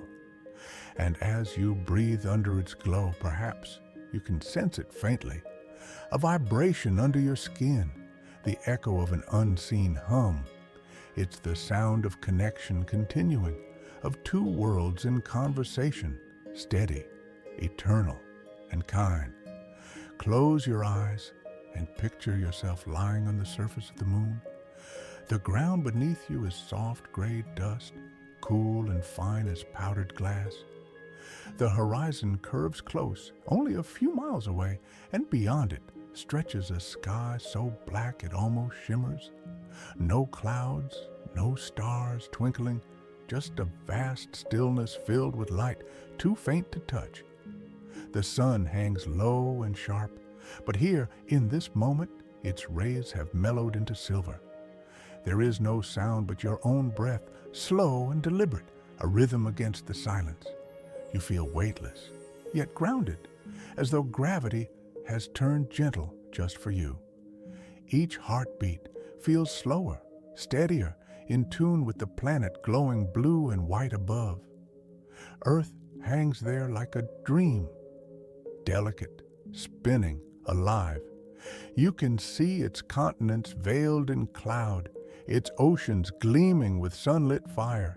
The sight fills you with something beyond words: awe, tenderness, belonging. It's not distance you feel, but connection, as if the line between your body and that distant world has dissolved into calm light. Around you, the dusk glows faintly under the low sun. Every tiny grain throws a shadow. Every shadow holds a secret. When you move your hand, the marks you leave stay, prints frozen in time, waiting for no wind to erase them. You could write your name here or simply trace a line, and it would outlive you. There is peace in that permanence. Nothing rushes, nothing fades too soon. The air, or the absence of it, carries no echo, and yet the silence feels full. You realize that quiet isn't the absence of sound. It's the presence of everything that doesn't need to speak. It's the hum of existence stripped bare. The stars above seem closer now, scattered like dust across infinity. Their light touches you without heat, a reminder that you are part of the same pattern. Dust, light, motion, memory. Take a slow breath, imagining that the air you inhale has traveled from Earth's oceans to the still horizon, carrying the faint scent of rain, of leaves, of life. Let it fill you. You are both here and there, body and dream, grounded and floating. For this one quiet moment, you belong completely to the night. And as you lie there, the earth light brushing your face, your thoughts drift like fine powder into the endless dark. There is no hurry, no noise, no need to move. The universe hums softly, and you are part of its song, small, infinite, perfectly at peace. Before we go farther, take a slow breath and picture the moon again. Think of its shifting faces, The bright circle of the full moon, the soft curve of the crescent, the ghostly half caught between them. Now, a quiet question. Which phase do you think is best for looking at the stars? Pause for a moment. Let the thought drift. Imagine yourself standing beneath the night sky, telescope beside you, the air cool, the world hushed.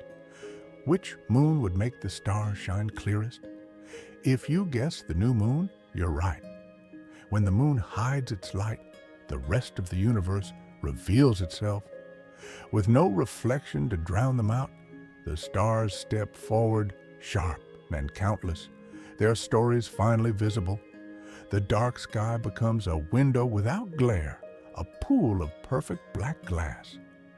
Astronomers call these nights dark sky periods, when galaxies unfold like faint clouds and constellations stretch from horizon to horizon.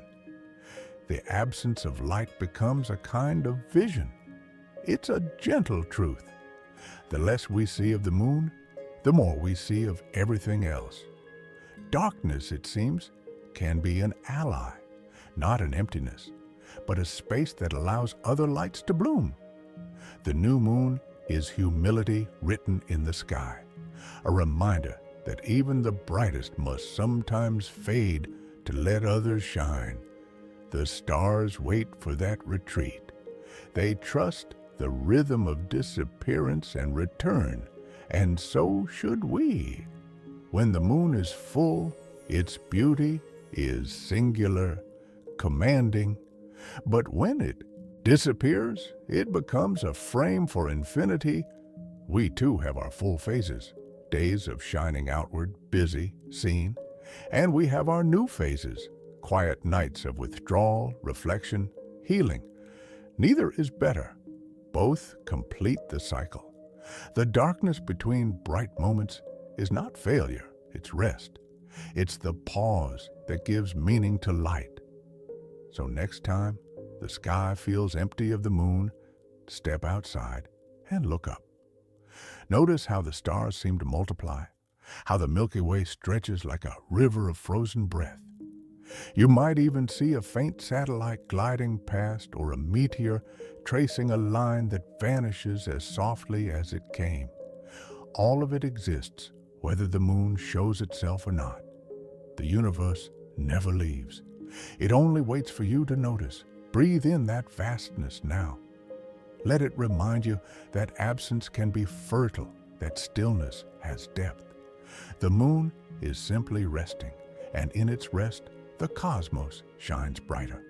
When it returns, the stars will step back, the light will change again, and the dance will continue.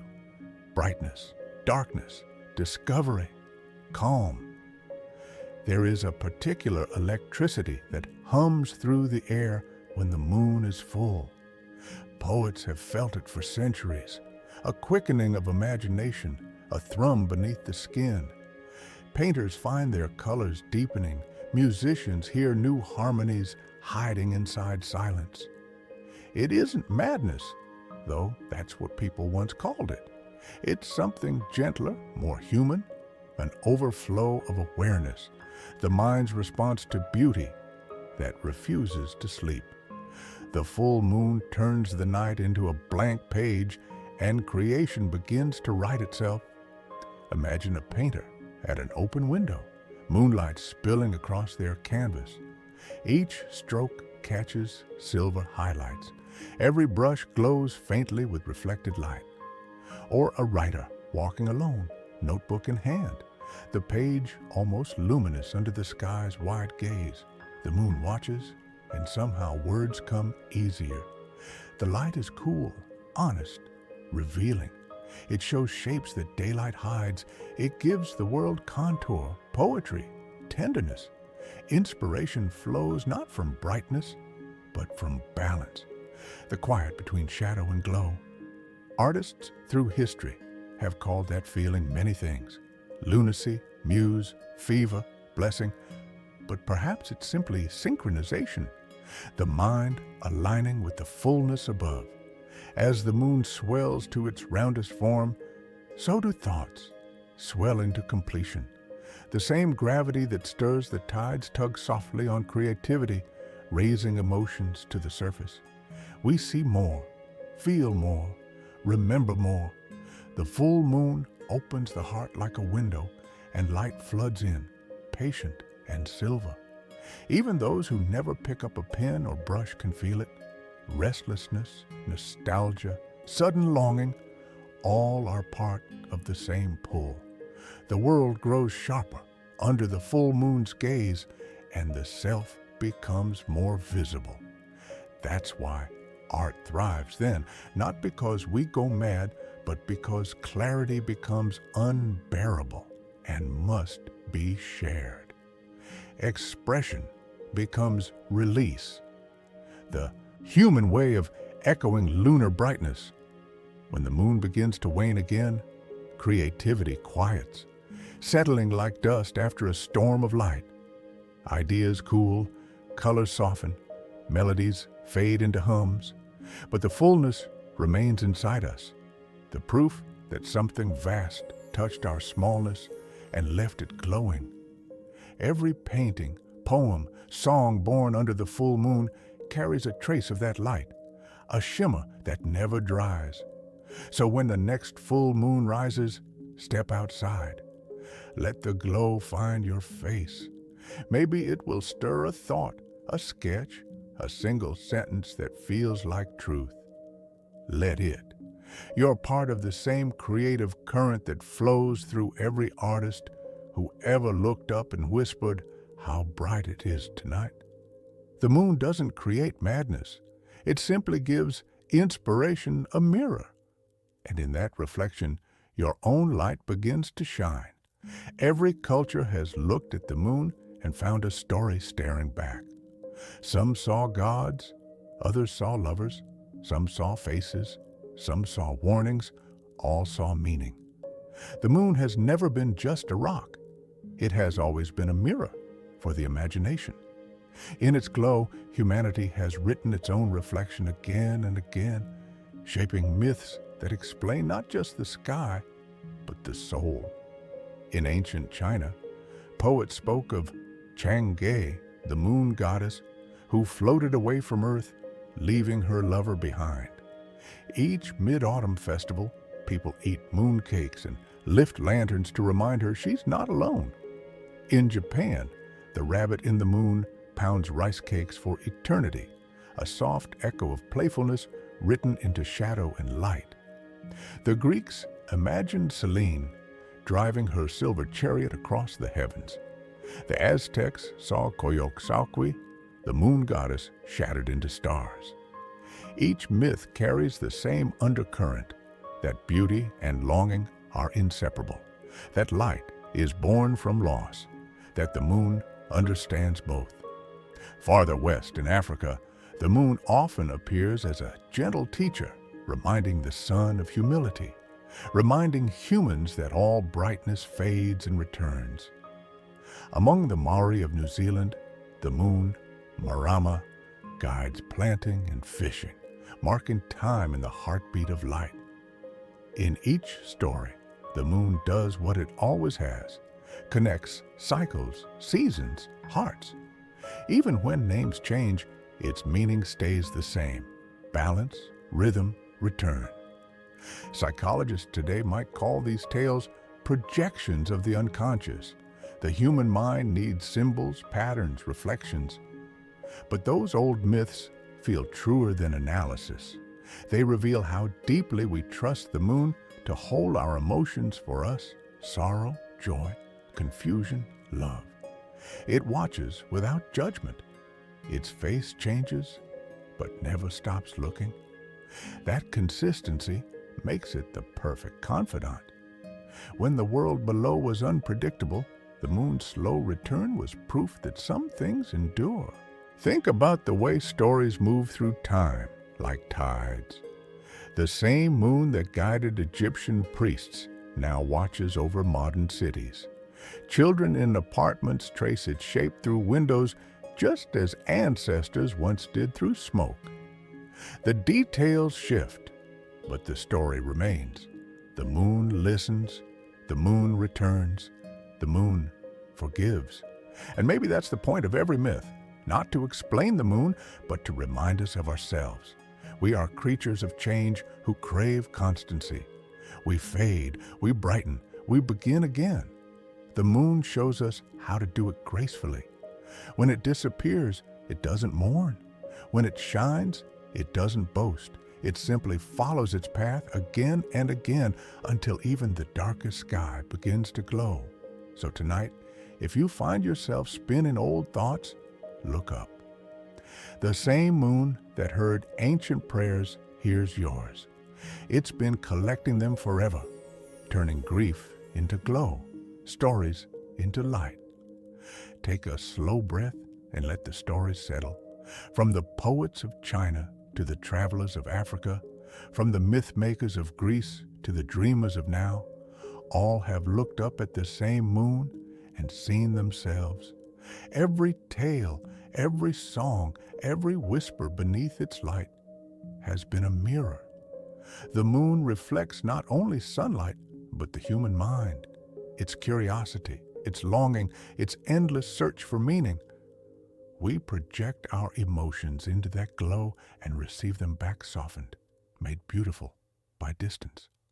When we say the moon is lonely, we are naming our own solitude. When we call it faithful, we are describing our hope for constancy. When we speak of its phases, we are tracing our moods, full and bright one moment, fading and hidden the next. In this way, the moon teaches without speaking. It shows us that change can be calm, that renewal can be gentle. The light that leaves always returns, and so do we. Art, myth, and science all orbit this truth together. The moon doesn't just exist in the sky, it lives in our thoughts. The mind's tides rise with its pull, the imagination glows with its reflection. In every language, the moon becomes a symbol for what is quiet but powerful, the inner world we rarely show, the emotions that shift behind calm faces. It gives us permission to feel deeply without noise, to let feeling wax and wane instead of demanding permanence. And maybe that's why its presence soothes even those who don't look for meaning. Just to see it is enough. Its glow steadies the heart. Its rhythm steadies the breath. We sense somehow that we are part of its pattern. One consciousness mirrored in light and shadow.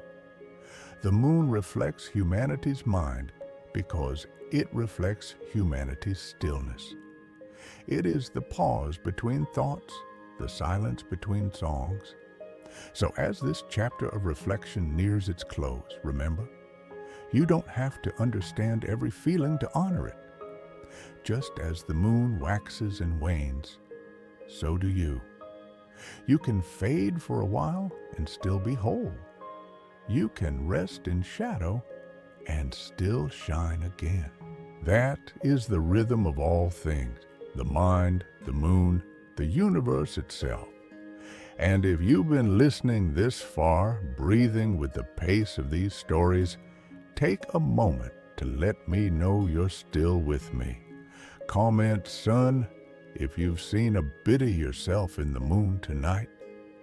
Then close your eyes and let that reflection rest quietly inside you, glowing, calm, and timeless.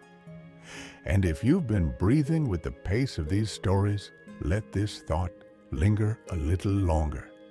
The moon doesn't only reflect sunlight, it reflects mood.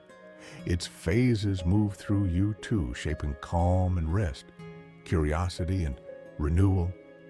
To know its rhythm is to practice self-compassion, to understand that change doesn't mean loss, and that every dimming is only preparation for light's return.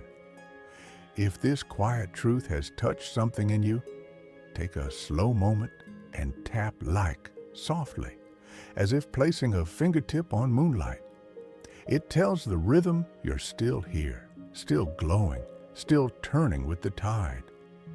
Beneath every shimmer of moonlight, there is a quiet science. the mathematics of beauty, the geometry of calm. What looks like simple glow is a conversation between light, dust, and distance. The moon doesn't shine on its own.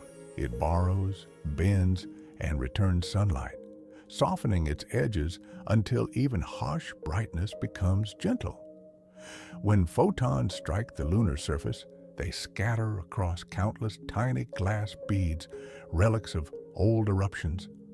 That scattering turns gold to silver, day to night, glare to grace. It's physics disguised as poetry. The moon's surface is a mosaic of stories told through minerals.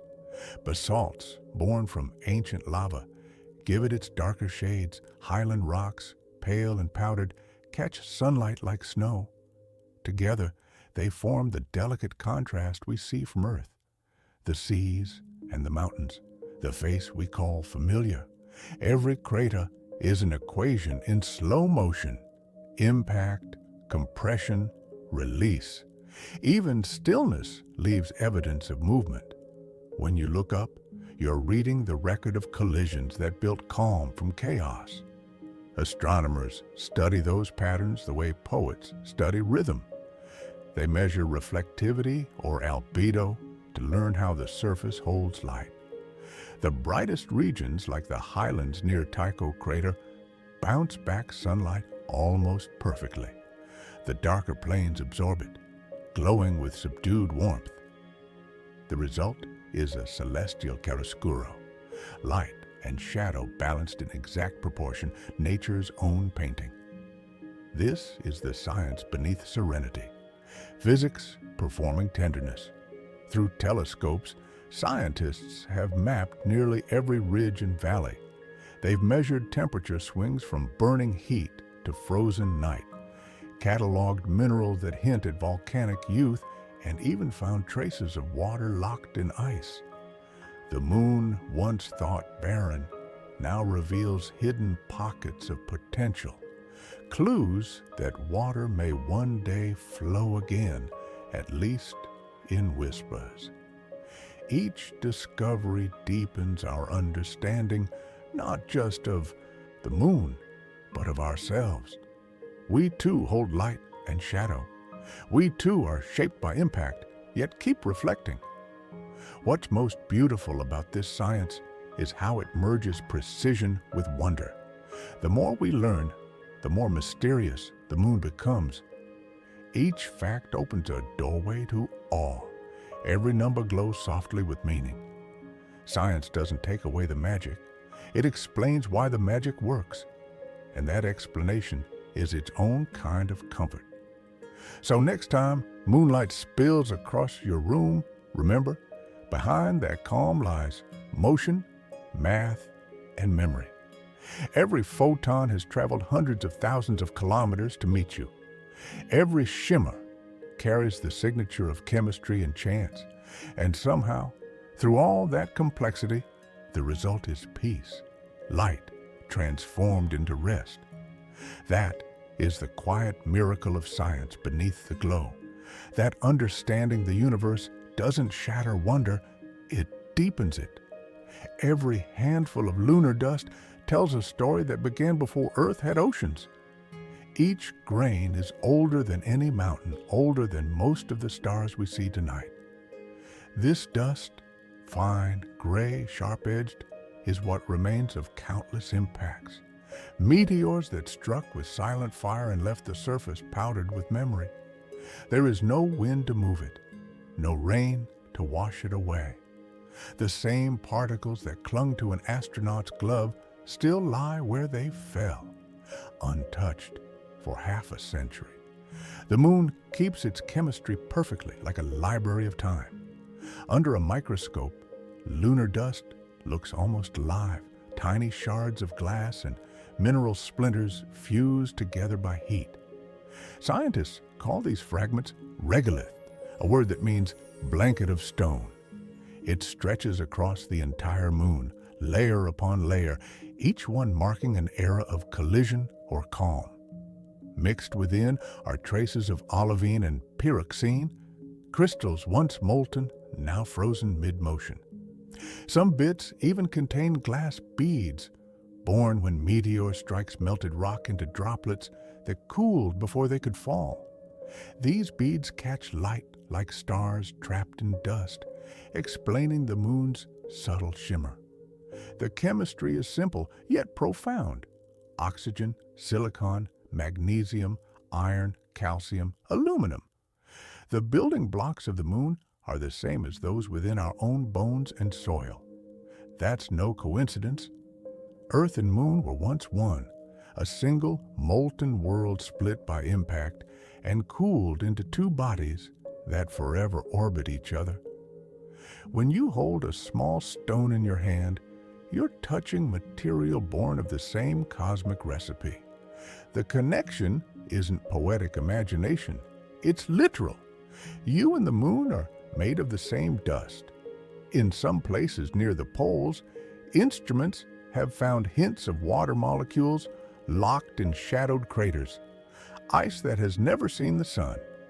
It may have arrived on comets, or perhaps it formed through chemistry still unfolding.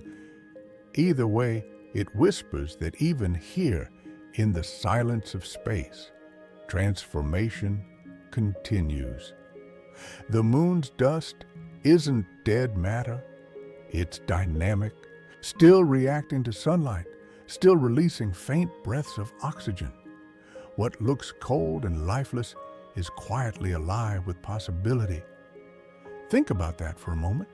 Every breath you take, every atom in your body, once drifted through the same cosmic forge.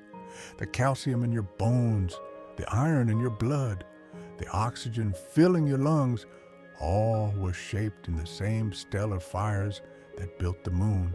The dust beneath your feet and the dust above your head are kin. Knowing this changes something. It replaces distance with belonging, loneliness with lineage. You're not beneath the moon, you're part of it. So when moonlight touches your skin, it's not a stranger's glow. It's family light returning home.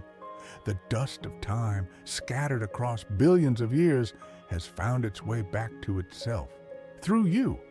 People often speak of the moon's dark side as if half of it hides in eternal shadow. Mysterious, cold, unreachable. The phrase sounds romantic, but it isn't true. There is no side of the moon that never sees light. What we call the dark side is simply the far side, the half that always faces away from Earth. The moon rotates on its axis in the same time it takes to orbit us, a phenomenon called tidal locking. That slow spin keeps one face turned toward us forever, while the other takes turns basking in sunlight unseen. Every part of the moon experiences day and night. It just does so in solitude. When we finally saw the far side for the first time in 1959, it wasn't black or hidden. It was beautiful and wild, covered with mountains and craters rougher than the side we know. It had fewer of the smooth plains we call seas, and more scars from ancient impacts. The reason is simple. Earth's gravity has shielded our side from many collisions, while the far side bore the brunt of them. What we mistook for darkness was resilience, a surface shaped by survival. The myth of eternal shadow has lasted because it feels symbolic. We like to imagine the moon as half known, half secret, just as we are. The dark side stands for mystery, for the parts of ourselves we rarely show. And perhaps that's why the myth continues to glow even when the science is clear.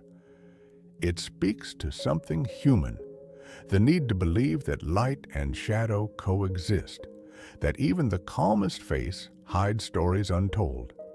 But reality, once again, is gentler than myth. The far side isn't dark, it's simply quiet. It turns its back to us not out of secrecy, but balance. For every moment our side glows with full light, the far side rests in calm shadow. And when our night returns, it awakens into day. They trade roles endlessly. keeping harmony across the orbit. It's not hiding, it's taking turns. Think about that rhythm. Illumination shared, rest exchanged. The moon's two faces teach us something about perspective. What we can't see still exists, still changes, still feels the warmth of the sun. Just because something isn't visible to you doesn't mean it's in darkness. Sometimes what's unseen is simply out of view, living its own kind of light. So the next time someone speaks of the dark side of the moon, smile softly. There's no true darkness there, only mystery misunderstood. The far side gleams in its own quiet cycle, as alive and bright as the one that watches over our nights. And maybe, just maybe, that's the real lesson, that nothing in us is permanently shadowed either. Every hidden part still turns toward the light, in its own time, in its own orbit. Did you know that the moon once had a magnetic field, a soft, invisible shield humming around it like Earth's? Long ago, it pulsed with energy, lines of force curling through molten metal deep within. Scientists believe that billions of years ago, when the moon's core was still liquid, it generated a magnetic field strong enough to protect it from the solar wind. It was a living sphere then, buzzing with invisible motion. Today, that field has faded, but traces remain. Tiny records of an ancient heartbeat written in stone. When astronauts brought lunar rocks back to Earth, researchers found something surprising. Even though the moon now sleeps magnetically, some of its rocks were magnetized, proof that they cooled in the presence of a field that once existed. Those stones carry a kind of memory, the faint signature of a time when the moon was live, with inner fire. In them, magnetism is like a fossil of movement, a ghost of warmth preserved in silence. To hold one is to hold history itself, not as words, but as alignment. Atoms all facing the same ancient direction. No one knows for certain how long that magnetic hum lasted. Maybe for hundreds of millions of years, maybe longer. Some scientists think the energy came from the moon's molten core, stirred by Earth's pull like a spoon through liquid iron. Others believe it was sparked by the violence of impacts, colossal collisions that briefly reignited the lunar heart. Whatever the cause, the magnetism faded as the core cooled and hardened. The hum went quiet, the fire turned to stillness, yet its memory endures in every rock that still points the same way. There's something moving in that thought, a world that once vibrated with energy now glows only with reflection, carrying its past inside itself. Even in silence, it remembers motion. Even without a field, it remembers protection. Perhaps we are the same. Our lives, too, hold magnetic memories, invisible traces of moments that once made us burn, guiding us quietly even after the heat has passed. What we've loved, what we've feared, what we've overcome, all leave their alignment within us. The compass of the heart, always remembering where light once lived. So, when you see the moon tonight, imagine that ancient pulse still echoing faintly beneath its surface. Though we cannot feel it, the stones remember. They are pointing still, whispering their magnetic story to the stars. It's a reminder that stillness is never emptiness. It's history resting in peace. The moon may no longer hum with power, but its calm glow carries the memory of motion, the quiet after a long, beautiful song. Before we drift deeper into this quiet space, take a moment to return to your own orbit. Feel where your body meets the ground, the gravity that holds you just as surely as it holds the moon. Let that awareness spread slowly from your feet to your shoulders. Now breathe soft and steady. Inhale as if you're drawing moonlight into your chest. Exhale as though releasing it gently back into the sky. Every breath you take is an orbit, round, complete, endlessly returning. Lift your shoulders toward your ears. Hold them there for a heartbeat, then let them drop. Feel that small fall echo through your spine down to the base of your ribs. Roll your neck in a slow circle, the way planets turn in space. Your body, too, is a system of rotations, a miniature cosmos moving with grace. You don't have to rush any motion. The universe never does. Even its fastest stars spin in patience. If you're sitting, straighten gently until the crown of your head reaches toward the ceiling, as if greeting distant light. If you're lying down, stretch your arms overhead, fingers tracing slow arcs through the air. Let your back lengthen, your ribs expand, your breath deepen. Feel how expansion always gives way to ease. That rhythm, tension and release, motion and stillness is the same rhythm that keeps planets circling, tides breathing, hearts beating. Now close your eyes and imagine your body as the Earth, turning calmly through space. The moon orbits above you, silent and faithful. Your breath mirrors its path, drawing in, drifting out. Each inhale a rise of tide, each exhale a retreat to peace. You are part of this great motion, even in rest. The stillness you feel is not the absence of movement, it's the balance of it. Let your next few breaths be slower than the last. Inhale for a count of 4, hold for a moment, that gentle pause between pull and release. Then exhale for 6, letting every trace of strain drift away. Do it once more, quieter this time. Feel your chest expand like an orbit widening, then contract like a planet returning home. You are gravity and grace in perfect alignment. Stay here for another moment. Let your heartbeat settle. Let your shoulders rest heavy, and imagine your breath circling endlessly.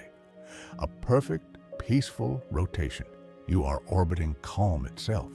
The world moves with you. The moon moves for you, and in this breath, all of it is connected.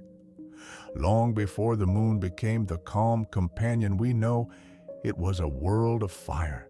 Billions of years ago, the newborn Earth collided with a wandering planet, a colossal impact that tore molten rock into space.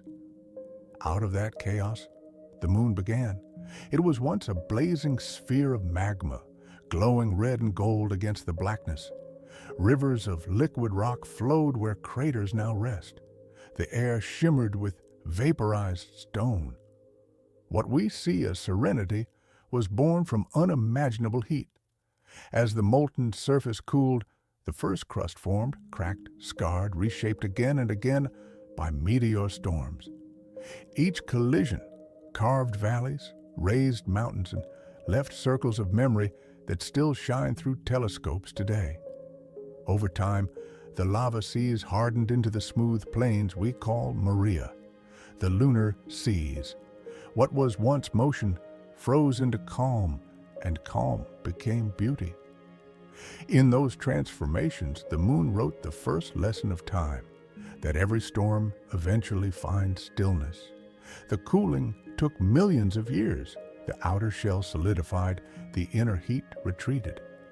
As the heart cooled, volcanic breath slowed and finally stopped. The moon fell silent, not dead, but peaceful. In that silence, reflection began. Sunlight struck its pale surface and, for the first time, bounced back toward Earth. Fire became mirror. Chaos became calm. That's what we see each night.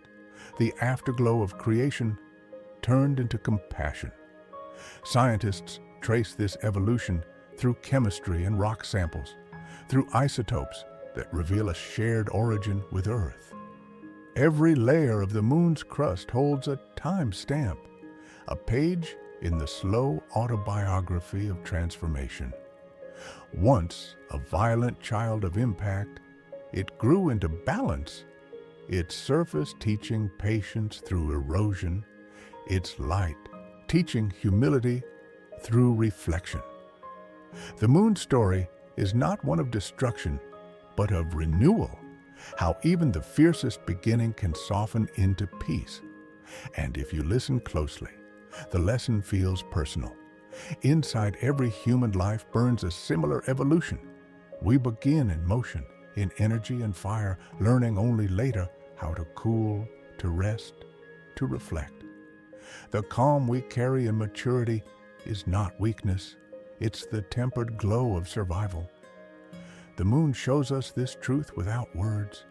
Every phase, every shadow across its face is proof that transformation can be graceful. So the next time its light finds your window, imagine the long story behind that glow. The fire that became reflection, the storm that became serenity. The same heat that once raged now illuminates your dreams. Out of violence came stillness. Out of creation came calm. The moon carries that memory in silence, turning slowly through the dark, always shining, never burning again. Take a deep breath and let the story of the moon's making settle inside you. It began with chaos, a collision so fierce it could have shattered both worlds. Yet from that explosion came balance. From molten destruction came harmony. Every crater, every plane, every quiet shadow you see above is proof that turmoil can end in peace. The moon is not a scar from violence. It's the soft glow that remains after the fire has learned to rest. Think of that whenever life feels too loud, too fast. The same universe that forged serenity from flame built that calm into you too. Inside every heart is a cooling, a moment when heat softens and reflection begins. You don't have to stay in motion forever. You can glow without burning. You can be light without fire. The moon teaches this each night with the patience of eternity. Every one of its craters tells the same truth. Impact doesn't have to mean ending. The edges may stay, but the surface smooths. The scars become patterns. Time turns pain into poetry, noise into rhythm, energy into stillness. That's what it means to evolve, not to erase what happened, but to let it shine differently. So take another slow breath in and out. Feel how even your heartbeat mirrors that transformation, the pulse of motion, then the pause of calm. You are part of that same cycle: fire, rest, reflection, return.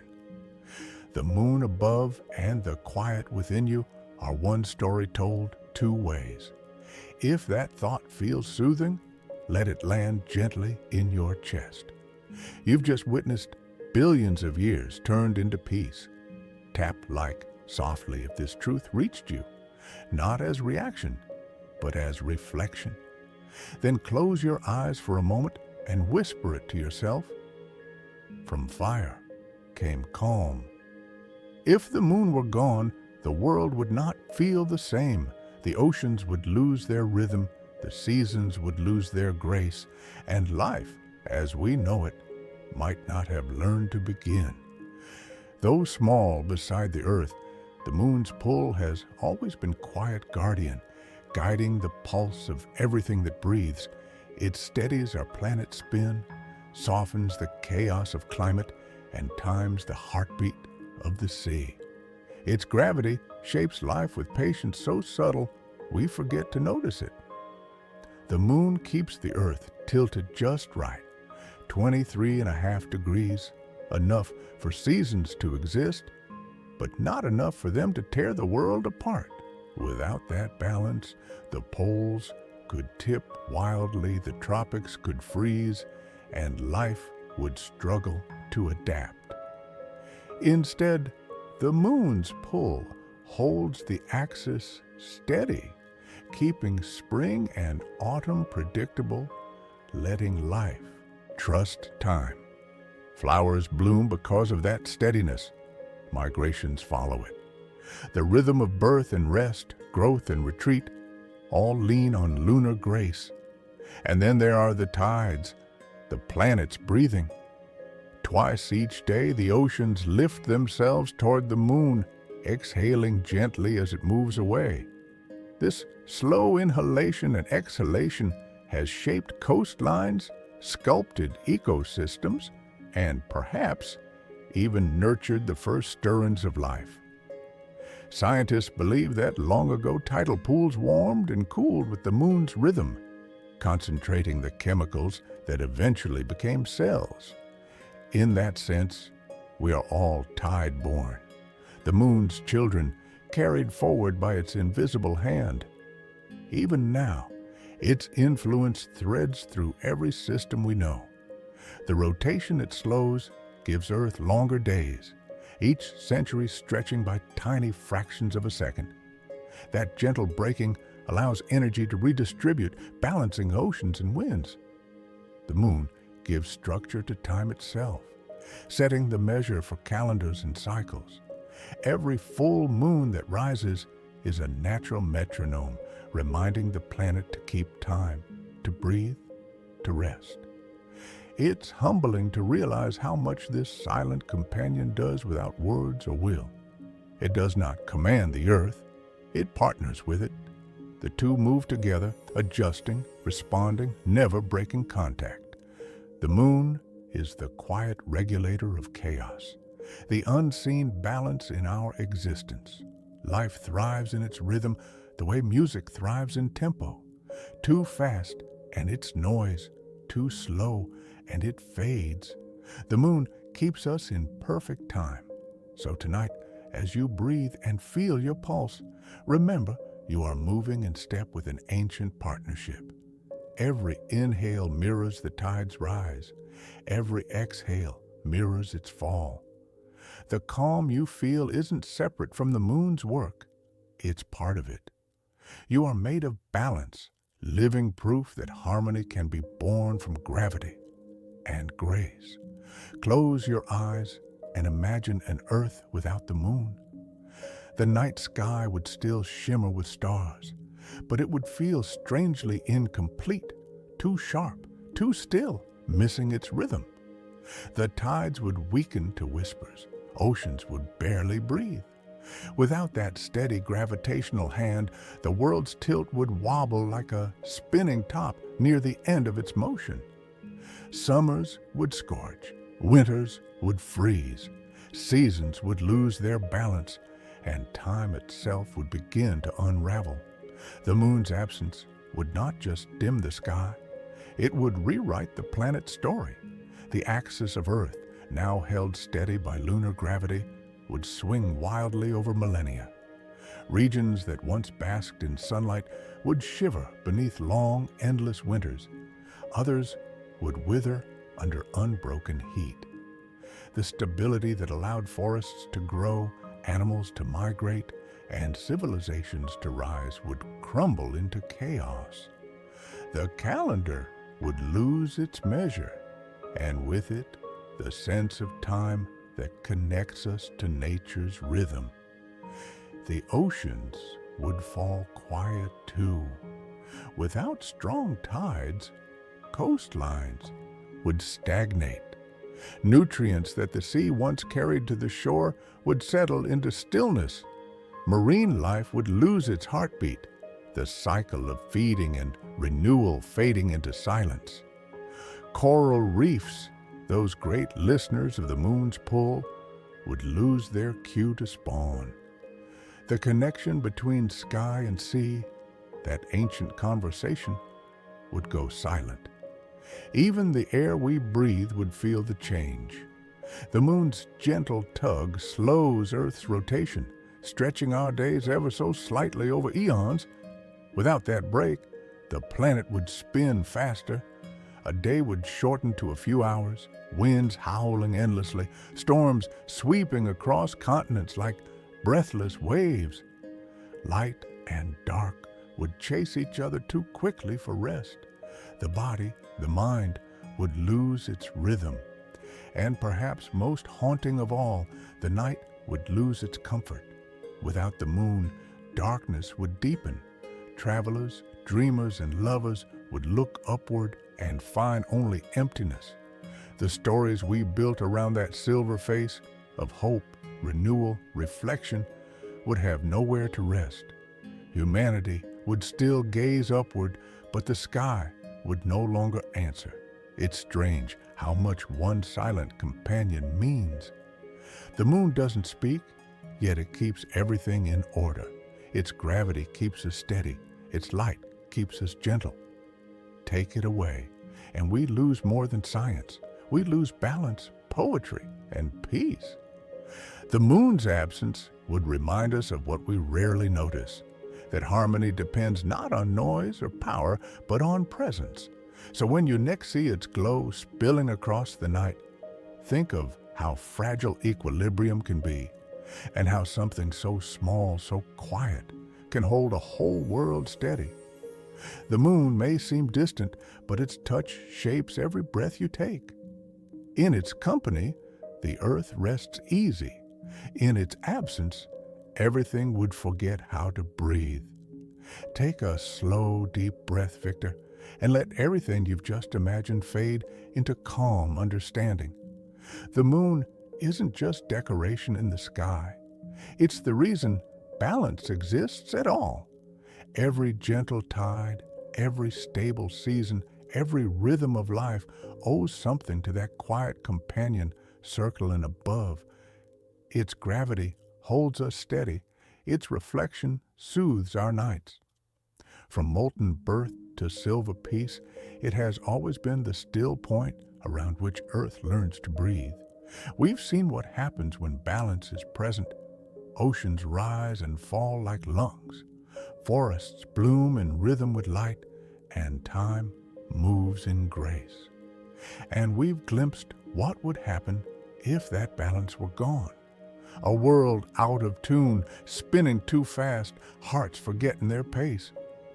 The difference between harmony and chaos is a single moon's pull. That truth humbles and comforts at once. The moon teaches us that stability doesn't mean stillness. It means movement in perfect rhythm. Gravity isn't a chain. It's an embrace, keeping everything in quiet conversation. Even the darkness of night is softened by lunar glow, proof that harmony needs both light and shadow to exist. We too live in that balance, drawn by forces we can't see, guided by cycles we often forget to feel. So breathe again, slowly, in, out, in. Feel how your body follows the same pull, expanding and resting in equal measure.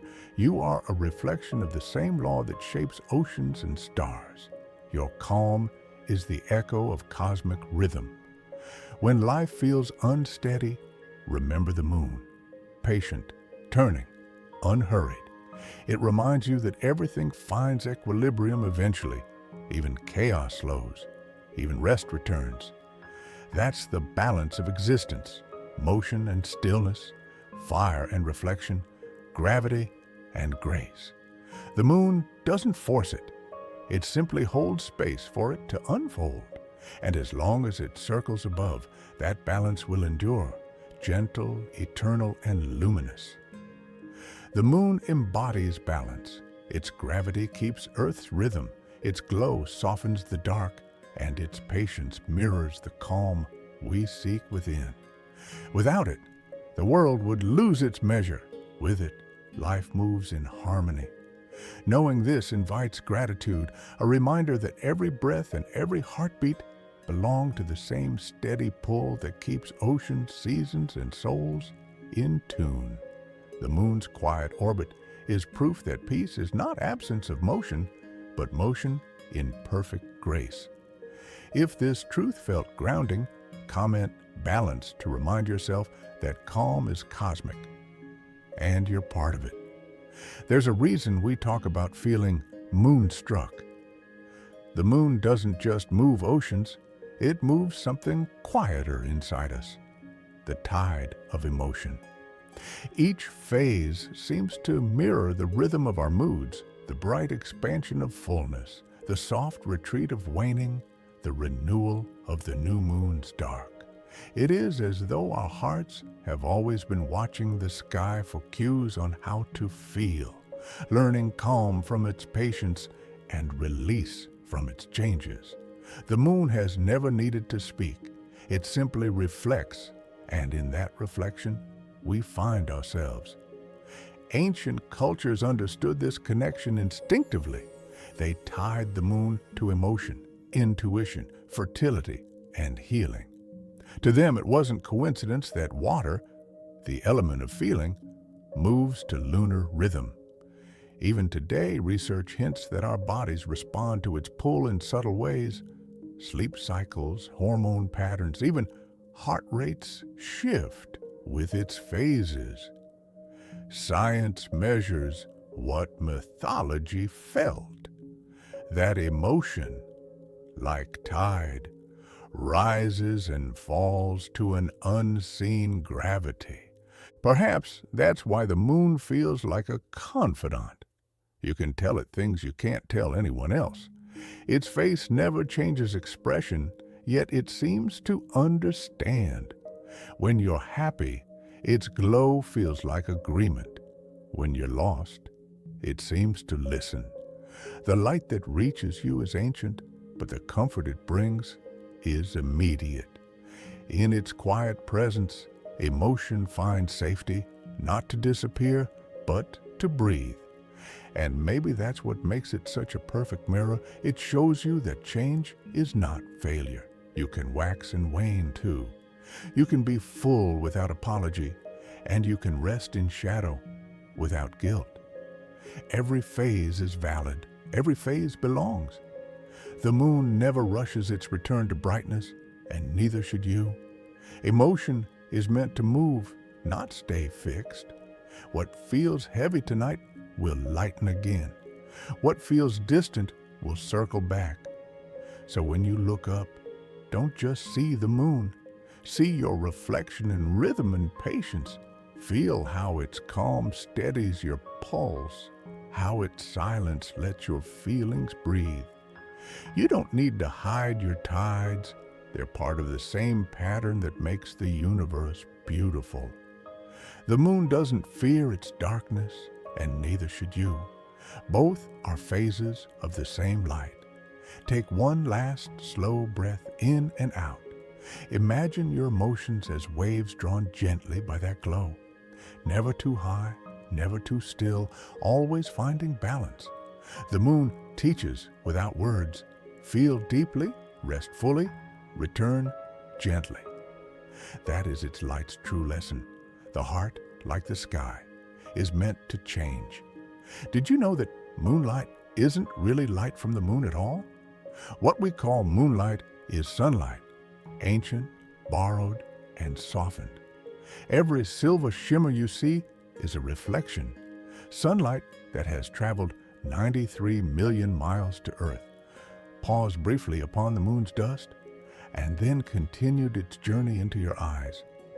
It's an illusion, but one filled with truth. Proof that reflection can be just as beautiful as creation. When sunlight touches the moon, it scatters across billions of tiny, glassy fragments left from old volcanic eruptions.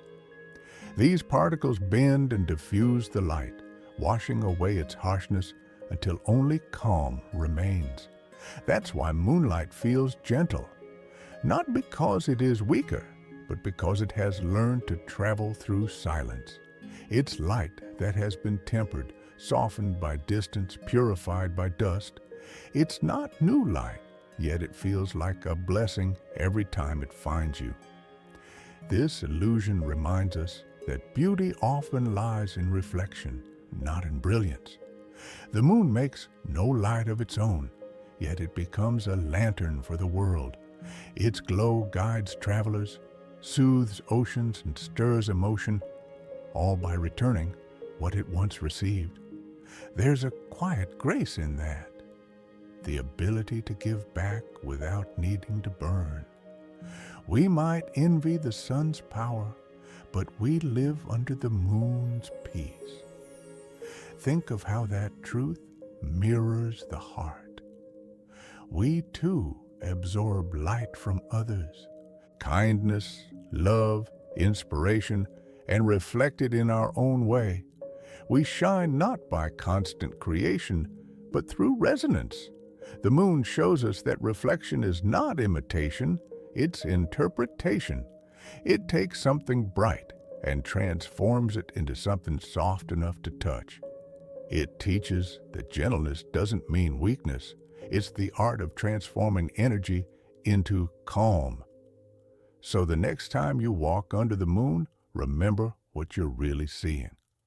The story of sunlight that chose to stay quiet, light that has learned patience, illumination that prefers peace over glory. Even illusions can tell the deepest truth, that beauty at its purest comes from what we choose to reflect. Pause now, look out your window, or imagine the glow on your skin. That's not the moon shining.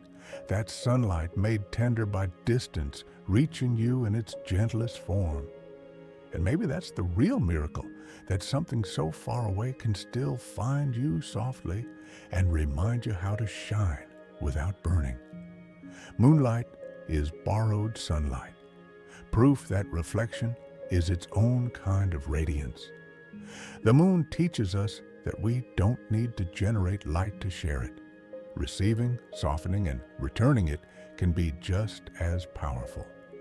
The illusion of moonlight mirrors human kindness, brightness tempered by empathy, strength wrapped in calm. We glow not by force, but by resonance. If this truth touched you, comment "reflected light" to remind yourself that gentle brightness is still brilliance. Some nights, when the world is quiet enough, it feels as though the moon remembers everything. The fields it has watched for centuries, the faces that once looked up in wonder, the waves that rose and fell beneath its pull. All of them still linger in its light. It has seen the first fires of humankind, the first oceans form, the first dream imagined. Every ray of moonlight that touches you tonight has touched a million others before. In that soft glow lives the memory of the world. The moon has no mind of its own, no archives, no words. Yet it has witnessed every generation, holding their quiet stories in reflection. Ancient travelers used its phases as calendar and compass. Poets used it as muse, lovers as witness, dreamers as confidant. Its light has fallen on temples, deserts, city rooftops, and waves of every ocean. It has crossed time without effort, reminding all who see it that memory is not stored. It's carried, passed through light and gaze. Scientists tell us that moonlight is simply reflected sunlight, but reflection itself is a kind of remembrance. It carries the pattern of its source, reshaped by distance. The photons that reach your eyes tonight were born in the heart of the sun, touched the moon, and now complete their long journey in you. They are ancient travelers carrying traces of their encounters, a literal light that remembers. When you feel calm beneath the moon, perhaps you're sensing that lineage, the quiet knowing that you too are part of this long relay of light. The moon's surface keeps memory in another way. With no wind or rain to wash it clean, every footprint, every mark, every ripple of dust remains. The impressions left by astronauts decades ago are still there, frozen mid-step, testaments to the brief moments when humans walked in the glow they had once only dreamed of. No erosion, no forgetting, only silence holding shape. On the moon, memory is permanent. And yet, its most profound memory is emotional. We look at it, and it awakens recollections of things we didn't know we'd kept.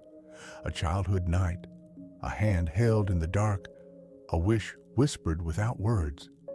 Its light doesn't remind us with images, but with feeling. It connects us to our gentlest selves, to the person who still believes in quiet wonder. That is its real remembrance, not of events, but of essence.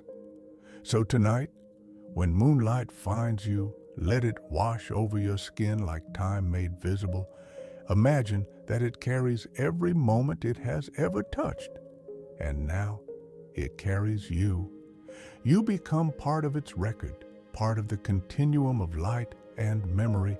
And one day, when someone else stands beneath it and feels the same calm you do now, maybe that calm will be partly yours, still glimmering in the glow. The moon remembers through reflection. Every ray of light is a traveler of time, carrying echoes of everything it has ever touched. Its calm glow preserves human moments from ancient fires to quiet dreams. In its presence, we remember too, not details, but feelings, gentleness, awe, belonging. The moon's light is memory made visible, reminding us that even when all else fades, peace endures.